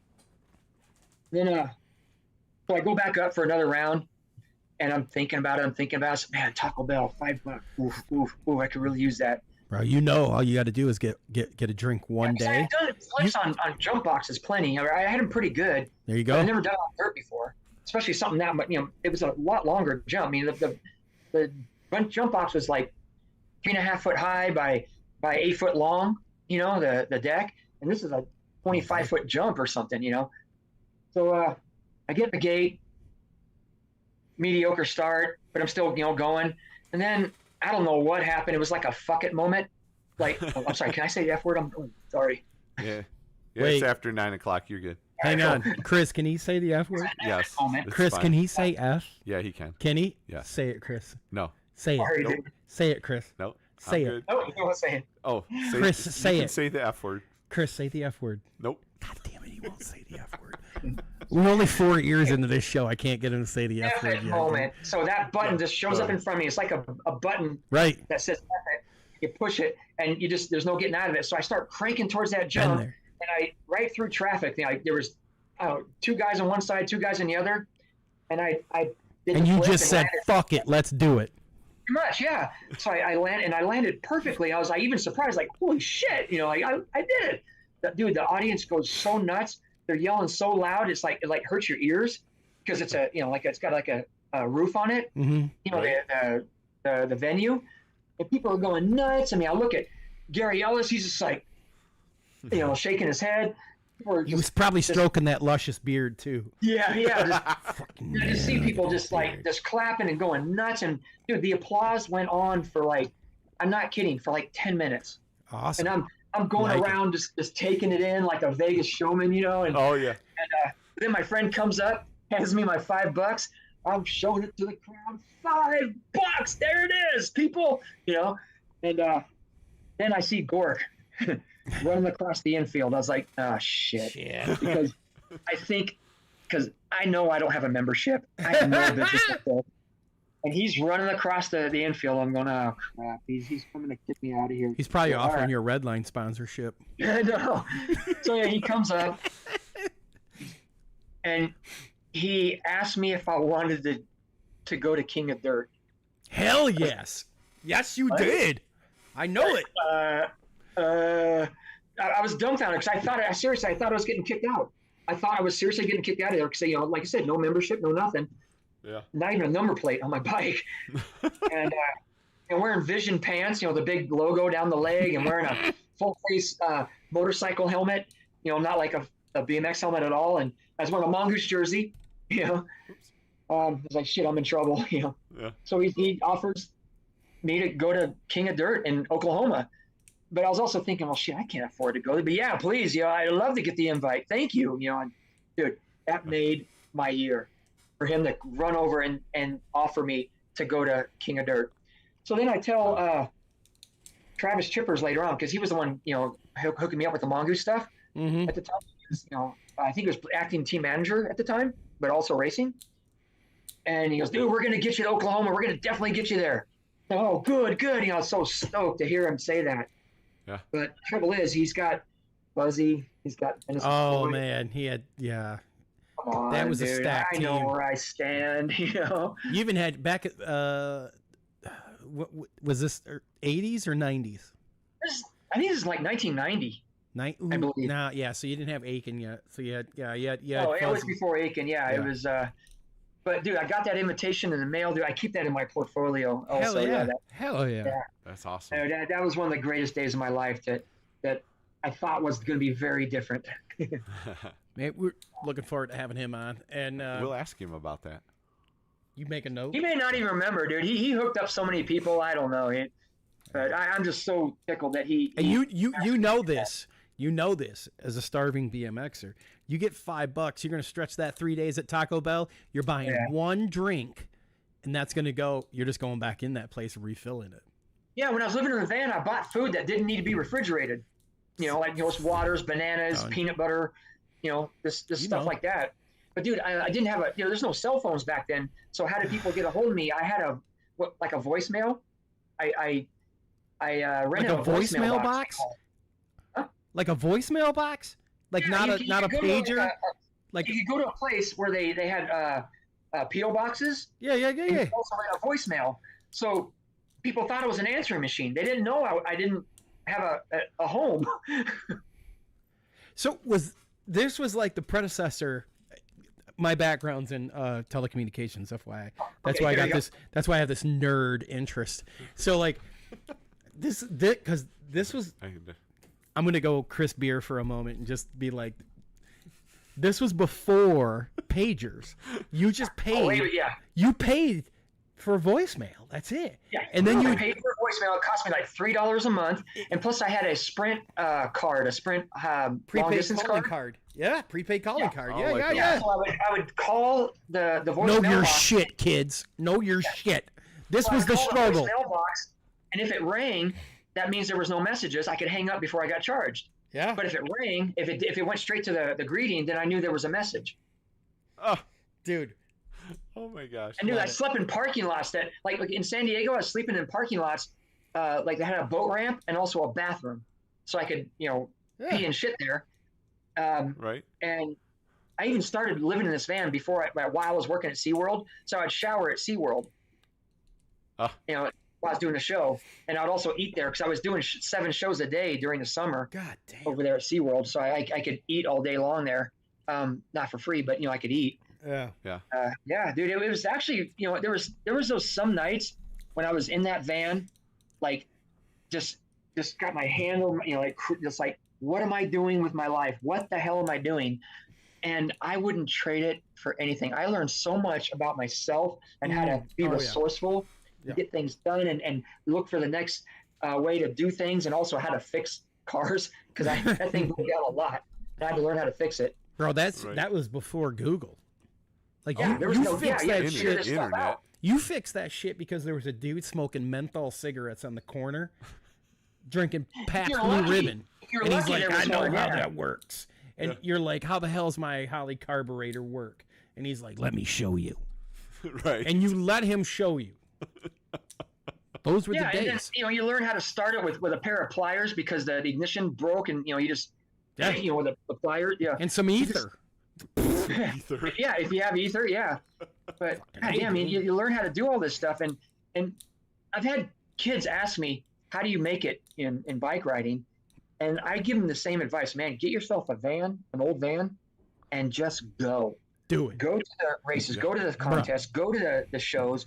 Just go to these places and get the experience. One day, it's gonna pay off as long as you stay true to it and don't f up and get on drugs or do stupid stuff and that you could get into.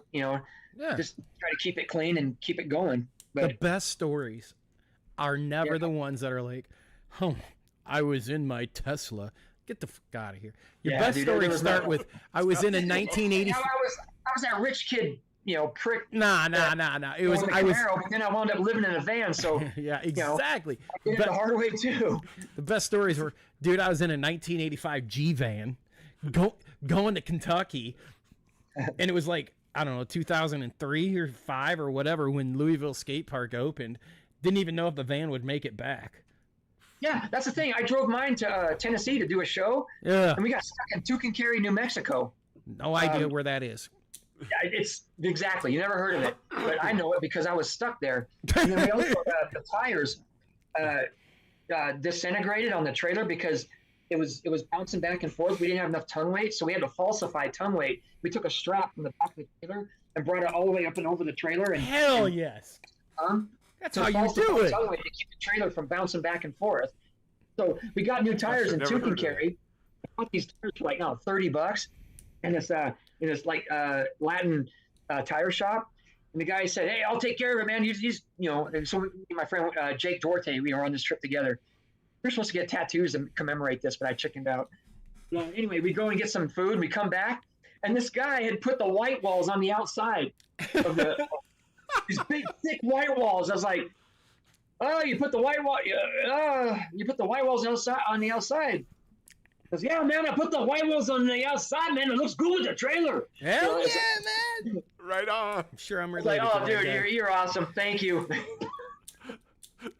So I rocked those white walls in that trailer for years, dude. They lasted a long time. I don't have real white walls on my trailer. I just paint them on there. Yeah, but dude, I mean, when I learned how to falsify ton weight, that was a game changer. Oh, wait, jack that shit up right up over there with the ratchet strap. You're good to go. Really? I've never heard of that. Gotta know the struggle. Hey, you want to do some trivia? Want to do trivia? Yeah, let's fire away. Yeah. I got a good one. Okay. You got. I watched you write down a bunch of them though. No, because I probably wrote whatever you did. Oh. So it doesn't matter. You got one. All right. I'll do the show and tell part. Okay, hang on. Here we go. You ready? Right there. Put it up there, Chris. Okay. So model that stuff. Melissa's trivia question, sponsored by Bombshell Racing. Here, we can do this right here. Wait, you ready? Oh, there we go. Nice. Bombshell Racing Signs. Bombshell Dave sponsoring Melissa's trivia question. So, Bombshell Dave hooked up an event we're going to do here in a few weeks, by the way. We'll talk about it. We'll talk about it? Yeah. Wait, which one are we talking about? Whole shot challenge. Oh, okay. You're going to have to film. Jesus Christ. I don't know about that. Tell me. So, all right. So, Melissa's trivia question is brought to you by Bombshell, and we have a whole sticker pack with all the people that help out the show. Plus, we have a package of Danger snacks, thanks to Brian Dorsey. So we have. I haven't tried those yet. I'm looking forward to that. Dude. Oh, you got to try those. They'll clear your sinuses out right now. Yes. Right now. All right, and we also have a ghetto wear visor. Boy, you could not say that more hyphenetically. What? Ghetto wear? Just go ahead. It's got the little Ghetto wear. How's that? Is it better? All right. And then we also have a Bombshell t-shirt. What is? So you have a t-shirt from Bombshell. So that's for whoever gets the trivia question correct first. All right. Here's the trivia question. Are we ready? All right. Don't answer, Gary. Don't answer. All right. I don't answer? No. It is nope. We might not until we get a winner. Yeah. All right. So earlier on, we were chatting. We were talking. Oh, did you clear? I don't know how to do that. Neither do I. Yeah. Okay. I have no idea. Did you just hear Melissa? No. I think I heard Melissa in the background. Oh, is she? I think she's behind the curtains. No. She is. She's right over Chris. She's She's not back there. She's back there. All right. Here's the trivia question. Who got Gary into BMX? Now, this was very early in the interview. Yeah. So if you joined late, you're gonna miss it. Yeah, that's right. And I wrote it down and typed it down. Now, let's do lightning round. Oh. All right. I gotta get there. Gary, you ready for lightning round? Yeah, what's lightning round? Lightning round, rapid fire questions. Don't think, just answer. Don't think, just answer. That's right. Oh crap! All right. Lightning round is brought to you by our good friends at 110 Nutrition. 110 Nutrition. You know what? I even typed it wrong. 110 Nutrition's mission is to deliver the highest quality products and service in the supplemental industry. Visit 110 Nutrition at 110nutrition.com. Did you see they have the new greens? Yes, I saw that. I haven't checked it out yet, but that looks very interesting. Can't wait. Yeah, so 110 Nutrition for those who know what it takes. All right.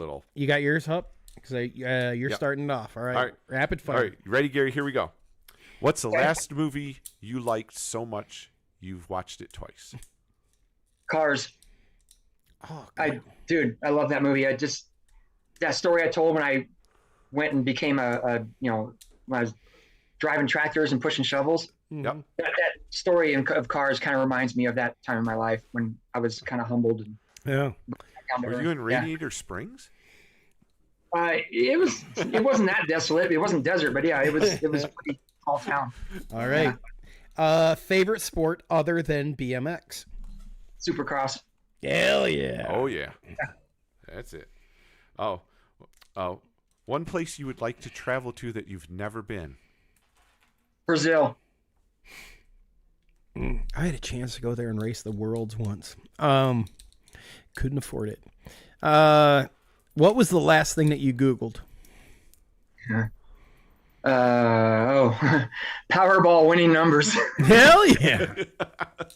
Hey, hey, for $2 you can put your numbers up there. Why not? Right. Yeah. Well, you're doing this show, so apparently you didn't win. What's your favorite thing to do on a date with your wife? Dude, I like to do karaoke because she's a singer. She gets up there and just slays the place. I mean, she's such a good performer. She's such a good singer, and she gets up there and people just lose their minds because she's so good. So I like to do karaoke with her. Cool. I mean, we even do it at home. But yeah, if we're out and we're somewhere like that, but drink and karaoke. Hell yeah. All right. That sounds like fun. Yeah, and steak. We gotta get steak somewhere. Oh yeah. Is your bed made right now? It is, but not because of me. All right, fair enough. Same. Yeah. All right. Do you believe in the supernatural, like ghosts and that type of thing? I do. I've experienced that my whole life, actually. Ever since I was a little kid, something was messing with me. Okay. And they still come around today, but I usually tell them, hey man, I got to get some sleep. I can't do this right now. So you got to leave me alone. I've had my friend who died riding motorcycle. He was jumping motorcycles, Bush Laswell. He came to me and told me he was okay and all that stuff like that. So I fully believe in it. I don't believe in I don't want to get into religious or whatever, but I do believe we're going to get it. Something happens to you when you die. And yeah, we're going to talk about that in a minute. No, for real. For real. I would. Real. If you could transform into an animal, which animal would it be? Shoot. I'd like to be something that flies. Probably like a condor, Matt Hoffman. Yeah, man. There you go. Perfect. All right. Cool. All right. Here. This is a good one. We like to ask this one. All right. So bike frame, aluminum, chromoly, or carbon? Okay. I like my carbon race bike. I do like it. The reason I like my carbon race bike is because it feels like a light chromoly bike. That's a great answer, man. Chromoly, dude, all the way. For freestyle, chromoly, chromoly's okay. hands down. Yeah. All right. What frame are you running? Hoffman. I got a Redline Carbon that Nick Mancari gave me, in 2016. What's your freestyle frame? You're still running the Condor, right? Yeah, Matt Hoffman Condor. Yeah, for sure. I actually raced that bike before. Yeah. I raced 46 and over expert on my my Condor for the 2014 season, and then in 2014, and I think I'm the only person that's ever won an expert national on a freestyle bike. I took my front brakes off and pegs and raced my freestyle bike. Fucking great, in Pottstown, son. All right, that's legit, man. Did that one? If you could go back and give your 18-year-old, oh shit. Does this question ever resonate? If you could go back in time and give your 18-year-old self one piece of advice, what would it be? I'd give him 3 names of girls to stay away from. Hell yeah. I love that answer. Oh my gosh. That's awesome. Oh, Chris, do you ever have an awesome follow-up question to that? All right. Gary, what's your favorite guilty pleasure? Those 3 women that he said not to give it to 18-year-old self? Oh, man. Guilty pleasure. Chadley says he knew one of those girls. Dude, I love chocolate so much. I married a woman from Hershey, Pennsylvania. Gangsta. I can't not eat it if it's around. Yeah. This drink is a White Russian with chocolate milk. I call it the Randy Watson. Randy Watson! Randy Watson. Going downtown right now, the Randy Watson. I'm not sure who that is. Good. You do not know who Randy Watson is. Sorry. The fictitious character in Coming to America. Randy character Watson. Ever created. Oh, the Randy Watson. Sofro guy? Put your hands together. Put your hands together. Randy Watson and sexual chocolate. There we go. Oh, man. Randy Watson. This is why I knew this show was going to be. I knew this show was fucking excellent, dude. I knew it. We got to go to McDowell's and get burgers later. There we go. Damn right. If you could change your first name, what would it be other than sexual Randy and chocolate? Watson. Change my first name? Yeah. Tread. Tread Redford is my alter ego. Tread. I like it. All right. The reason was the tread part. I get more flat tires on my bicycle, my truck, my mountain bike. I just motorcycle. I get more flat tires than any human being I've ever known. And the Redford at the time was a red Ford truck that I had that was just giving me problem after problem. So that was my alter ego, Tread Redford. Mm-hmm. I like it, man. That's awesome. What's your favorite type of music to listen to? I like 80s, dude. I love 80s. I have a great time with that. I have a big old, list of 80s music. As a matter of fact, my daughter and her friend took me to drop my truck off in McDowell, to drop the truck off to get it fixed. And this girl was playing all this 80s music, like Oingo Boingo and stuff like that. So man, I really dig this girl's like song repertoire. This is great. Dude, actually lately in my own car, I've been listening to oldies, like 50s and 60s lately. A lot of it. Really? Yeah. That's good stuff. Even, like later, like even like I can't get enough of Lou Rawls right now. And just, Beach Boys, all that kind of stuff. Dude, I've been doing a lot of oldies lately. Like music I hated when my dad played it. Of course. All right. What's your favorite type of cookie? Chocolate chip all the way. Yes, for sure. All right.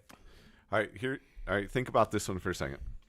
Well, you're not supposed to. Well, you have to a little bit on this one. Right. Would your 12-year-old self think you are cool today? Dude, I'm saying yeah. I would think so. Oh, dude.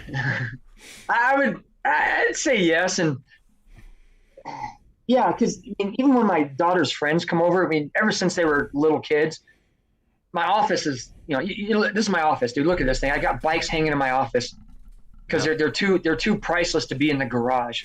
No. They get the climate control, Right. Gotta have them there. Yeah. So ever since my daughter's been in school, her friends always thought I was, rad dad, pretty cool, so I've gotten away with that for a long time. But that's one of the reasons I did America's Got Talent, just because of my daughter. All right. Don't we? Yeah. That is an excellent teaser. All right, cool. He's a showman. Yeah, You see he's what got he it. just did? Yeah. It's called a The teaser. only part he didn't go was Transition. Yeah. All right. Here's a good one. all right. You pull into a parking lot. You turn down a row. There are spaces on both sides that are open. Do you park in the left or do you park in the right? Left. I don't know why. See, this has been it, man. It's always left. This is the money question. And- Thank you, and Mike, by the way. I Mike agree. Miller gave this one. I agree Is it Mike? with that too. Left. Was yeah, it Mike? was Mike. Okay. Yeah. Okay. All right. Oh, Sam Meek finally joined us this evening. Damn, Sam. nice. God, Vegas legend. right there. Look at that yeah. simultaneously. It's so All cool right. to hear from Sam, man. Yeah. All right. Glad You got the he's next one, doing Chris? well. All right. Favorite holiday you celebrate? His birthday. Oh, Halloween all the way. Dude, we put on the most epic Halloween parties every year. I mean, like whatever you've seen in shows and stuff like that, that's what we got going. The lights, the sound, the music, the smoke, dude, this is how stupid it is. I'm doing a Lake Mead scene this year at the Halloween party. Yeah. So I've got, like Lake Mead, the water level went down and all this stuff was exposed, like boats Right. and bodies and barrels. So I've got a body and a barrel, two of them actually. And I found a boat that I cut in half and stuck in the ground straight up to make it look like it's, sticking in the ground, like an actual boat. I took the motor out of it, scrapped it, got like $13 for it, cut the boat in half, and now it's standing up in my garage. I don't know if I can show you a picture of it or not, but You're talking like a ski boat or something. like an actual boat, like a boat you would take on the lake. Like a John boat? Huh? Like a John boat? I don't know what John boat means, but it's a boat that you would ski behind. Must Yeah. be a Midwestern. No, that's definitely not a John boat. Yeah. Fuck, I got the Like Midwestern. he's got like a Mastercraft cut in half or something. Yeah. Can you? I don't know if you'll be able to see that. Tilt it down. There we go. Yeah. Oh shit. That's like a stingray. Yeah. Actual boat. Yeah. I put skeletons in it, and Dude. it looked like Okay, that's rad. Yeah, that's that. I like. Hey, so. Anyway, that's how crazy our Halloween party. I got a big stage. We got karaoke. We got all these decorations I've been Fire. like acquiring for the last love it. 30 years. All right, we got the fire last question. Are you ready? Your favorite, previously known as Wednesday Night Live Show, but is now known as the Friday Night Live Show, that will be known as the Wednesday Night Live Show next week. We'll be back to Wednesday next week. Your favorite, BMX. Favorite? Oh yeah, Rail the. I'm sorry, no.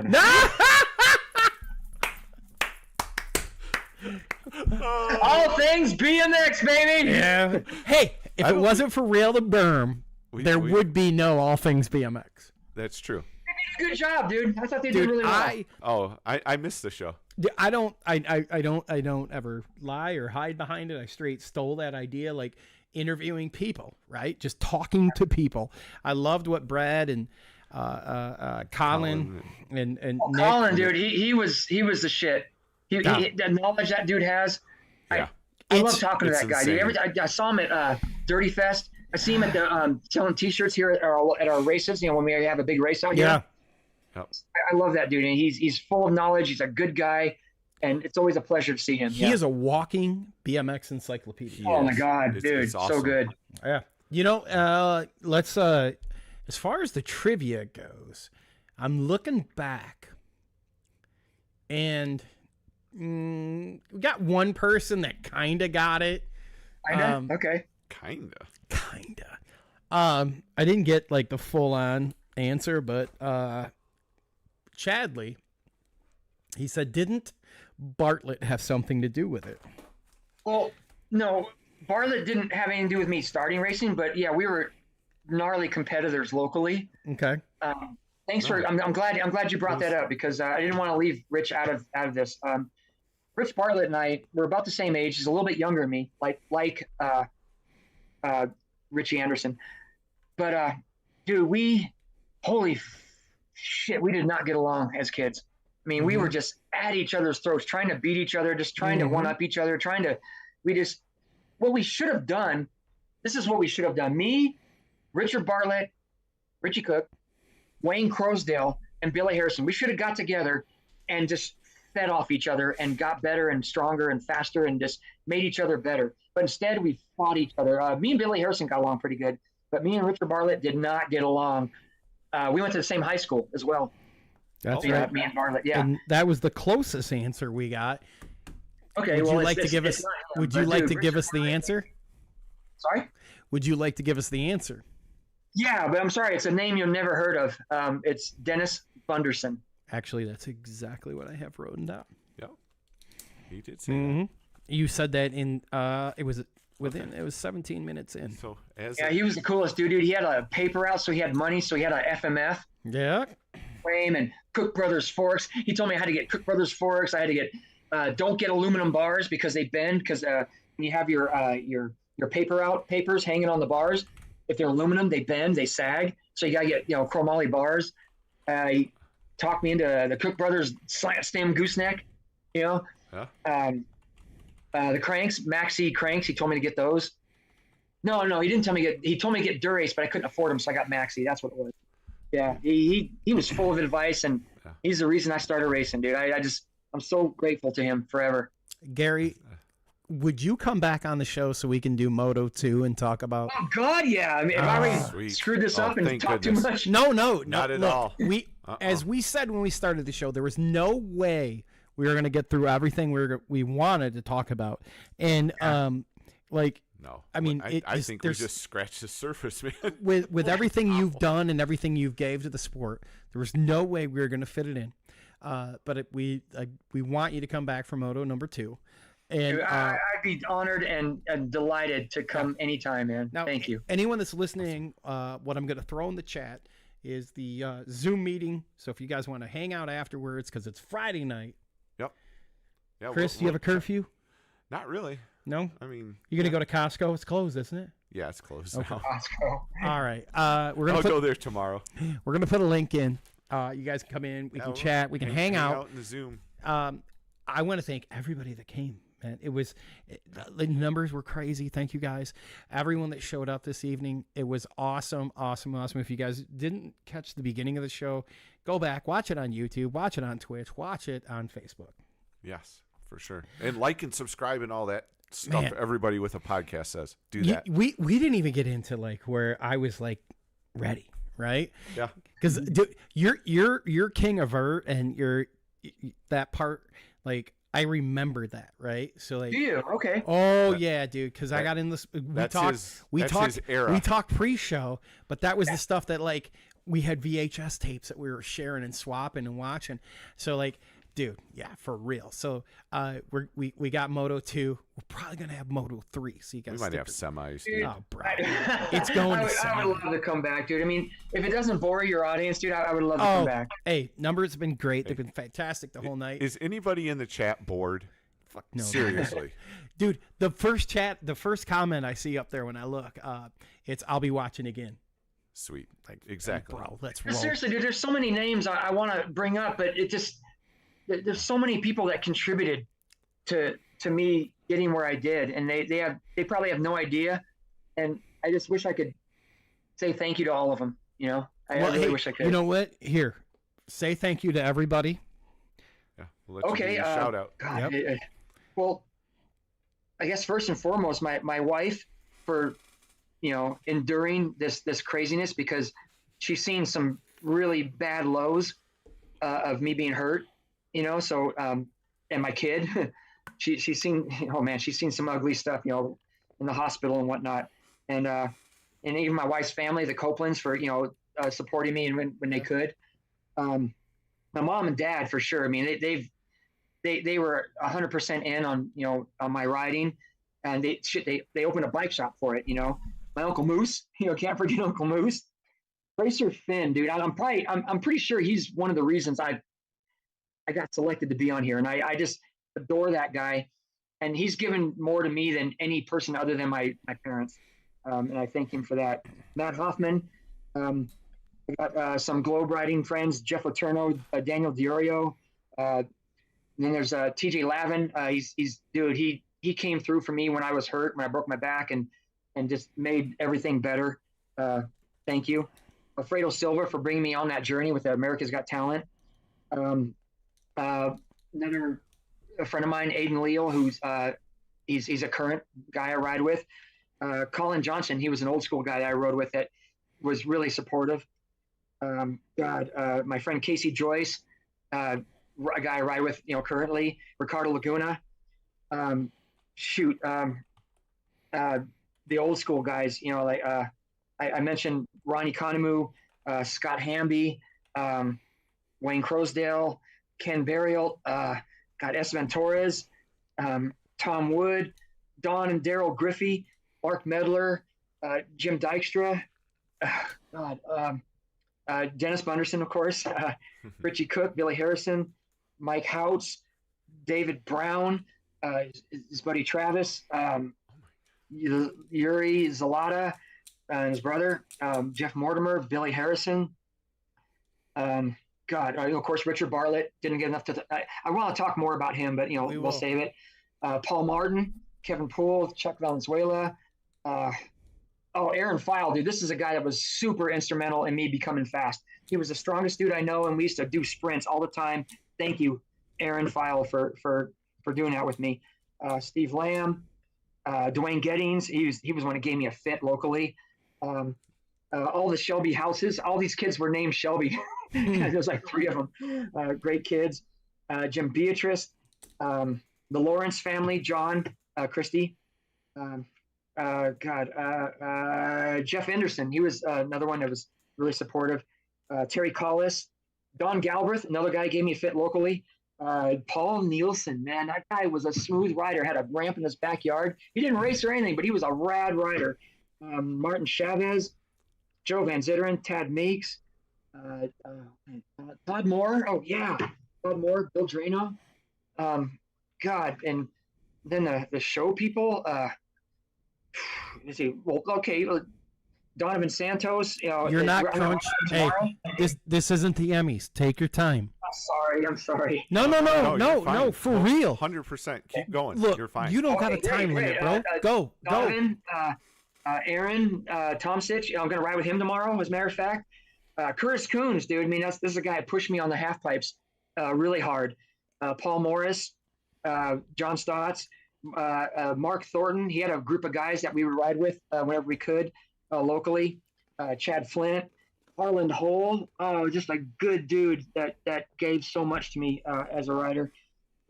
Pat Crew, these guys were just I tried to hire them for shows, but they were just too gnarly, so I couldn't use them. They were just too gnarly of dudes, but love riding with them. Nick Mancari, dude, thank you for the sponsorship and all the support. He's the one, he got me back into racing for 2014-15. Dave Reed, show people. Dude, I've done so many shows with so many guys. You know, like, dude, me and Volker, Dave Volker, we traveled so much. We traveled so many shows and did so much rad shit.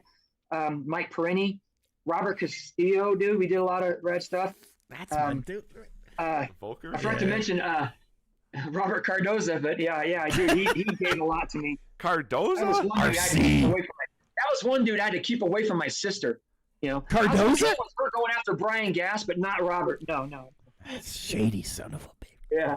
John Parker, thank you for all the shows. Gary Young for doing all the shows. Kyle O'Hara, Jose Donoso, radio. He did a lot of shows with me. Jack and Mike Downey, thank you for all the shows and everything. Nick Happel, Austin Winters, Jared Fisher. Oh my God, that guy, he helped me out so much during the early show days. Warren Marchese, dude. I didn't get to do a lot of shows with that guy, but he is a pro through and through. Just a solid dude. Love that guy. Warren Marchese. Did some shows with at SeaWorld. Greg Davies, Yeah, Primo and Diane Desiderio. Had so much fun doing shows with them. Greg Dickinson, Junior Torres. Wow, he did a few shows with me too. I remember that. Yeah. Friend Jake Duarte, Dave White, San Diego guy, Jimmy Taylor. Oh, and Ron Wilkerson. He made me late to more shows than Ron motherfucking Wilkerson. late to everything. My dude. Ronnie. Yeah. Oh my God. I mean, there's so many good people, so many good guys. I mean, And everyone you missed, we're going to get them in the next show. okay, cool, dude. I don't even know. Dude, my brain's rattled right now because I don't even know who I just said. It's all right. It's all right. It's all right. It's all good. Oh, dude, that's awesome. It's all good. We got another show, Dude, and we got another show after that. I don't think I know that many people. Bro. That's so awesome. Did I He say a lot? mentioned- I don't even know. I'm just rattling off. No, Dude, man, he don't- mentioned so many legends. I know. Just straight legends, man. Yeah. Like, Yeah. once we hit this after show, before we let anybody in, Yeah, we got to I'm going to be like, give me those phone numbers. right. I want them on this got 'em. fucking show. I want them on this show, son. Definitely. Lord motherfucking Volker has to be on here. No, I got it. Get Ronnie I on can't here. thank you guys enough for having me on here, dude. Oh, When I man, saw look. that you had like Eric Roop and Stu Thompson and those guys, like, what the hell am I doing here? Bro, you don't get it. You're Fucking legend status, bro. dude. Like that's awesome. where that's where you're at. And like when you were like, yeah, I want to be on, I'm like, oh shit. Like this is it. This dude, this guy, and I'm saying this from my point of view. We've done 170 shows. We've done so many other bonus shows, and we do the mixed open show with our friends over at Beer Budget. BMX, yeah. You know, so like I'm like, oh man, we like holy shit, we landed the guy that is literally encompassed all that is two-cycle riding. I can never believe that, dude. I don't feel that's where I'm at. And Okay, well, go Google your Yeah, goddamn let's go. self. Go ahead, Google yourself. That's all I gotta say. Cause I'm not gonna lie. I got the AI plugin on my Google search, right? So because I'm like, I'm not good at words, so I'm like, I'll be like this, right? Intro for Chris Beer, right? Put it in, and Google. It shits on it. So I use my AI. I use my AI plugin, and it just, dude, this thing overloaded, right? Like I was like, holy shit, what? Why is this thing just spinning when I type in Gary Laurent's name? Like because it could pull it could pull in all this information. It could pull in all this information about you, and sorry, hey, if you guys are trying to get in the chat. Just hang tight. We're not there yet. Promise you guys are getting. But like it was insane how it overloaded, and I'm like, wow, all this stuff you've done so much, you've given back to the sport so much, and if it wasn't for that, you wouldn't have all these people that chimed in, that watch. And I'm gonna tell you right now, like, you know, even though it's Friday night. I can't A wait lot of for people Moto watch. 2, man. There's going to be so many people that are going to listen to the podcast.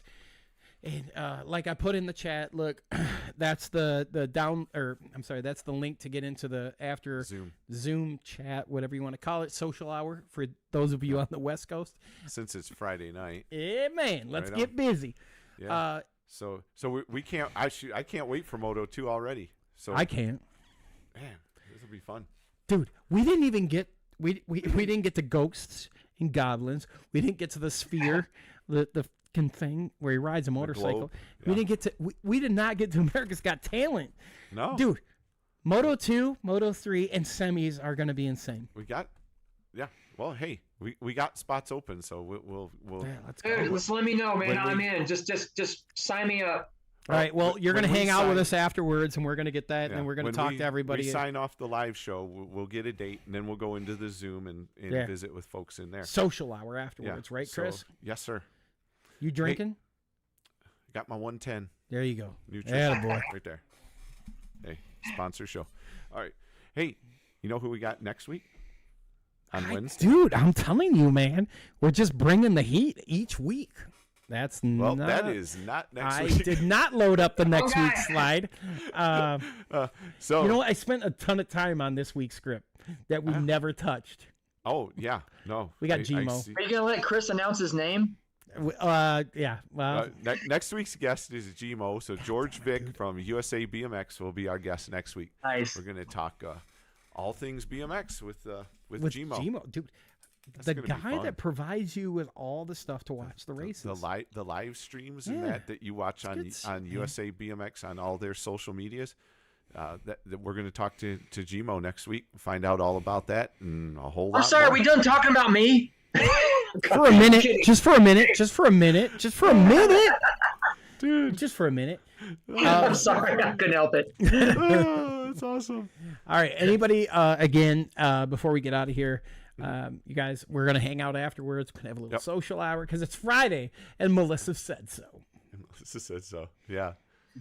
So, yeah, she told us we could. Melissa, you were missed. I was looking forward to it. Yeah. Yeah. Here she is. Oh, slide in. She's there. Hi. I'll see you next time. That's And great. the after chat.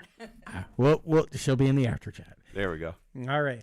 All right. Chris? So hey, again, Gary, thank you for hanging out with us tonight. Thank you, everybody else, for hanging out you. on a Friday night, not our usual Wednesday. We appreciate that. Have a great week. Get out, ride your bike wherever you're going.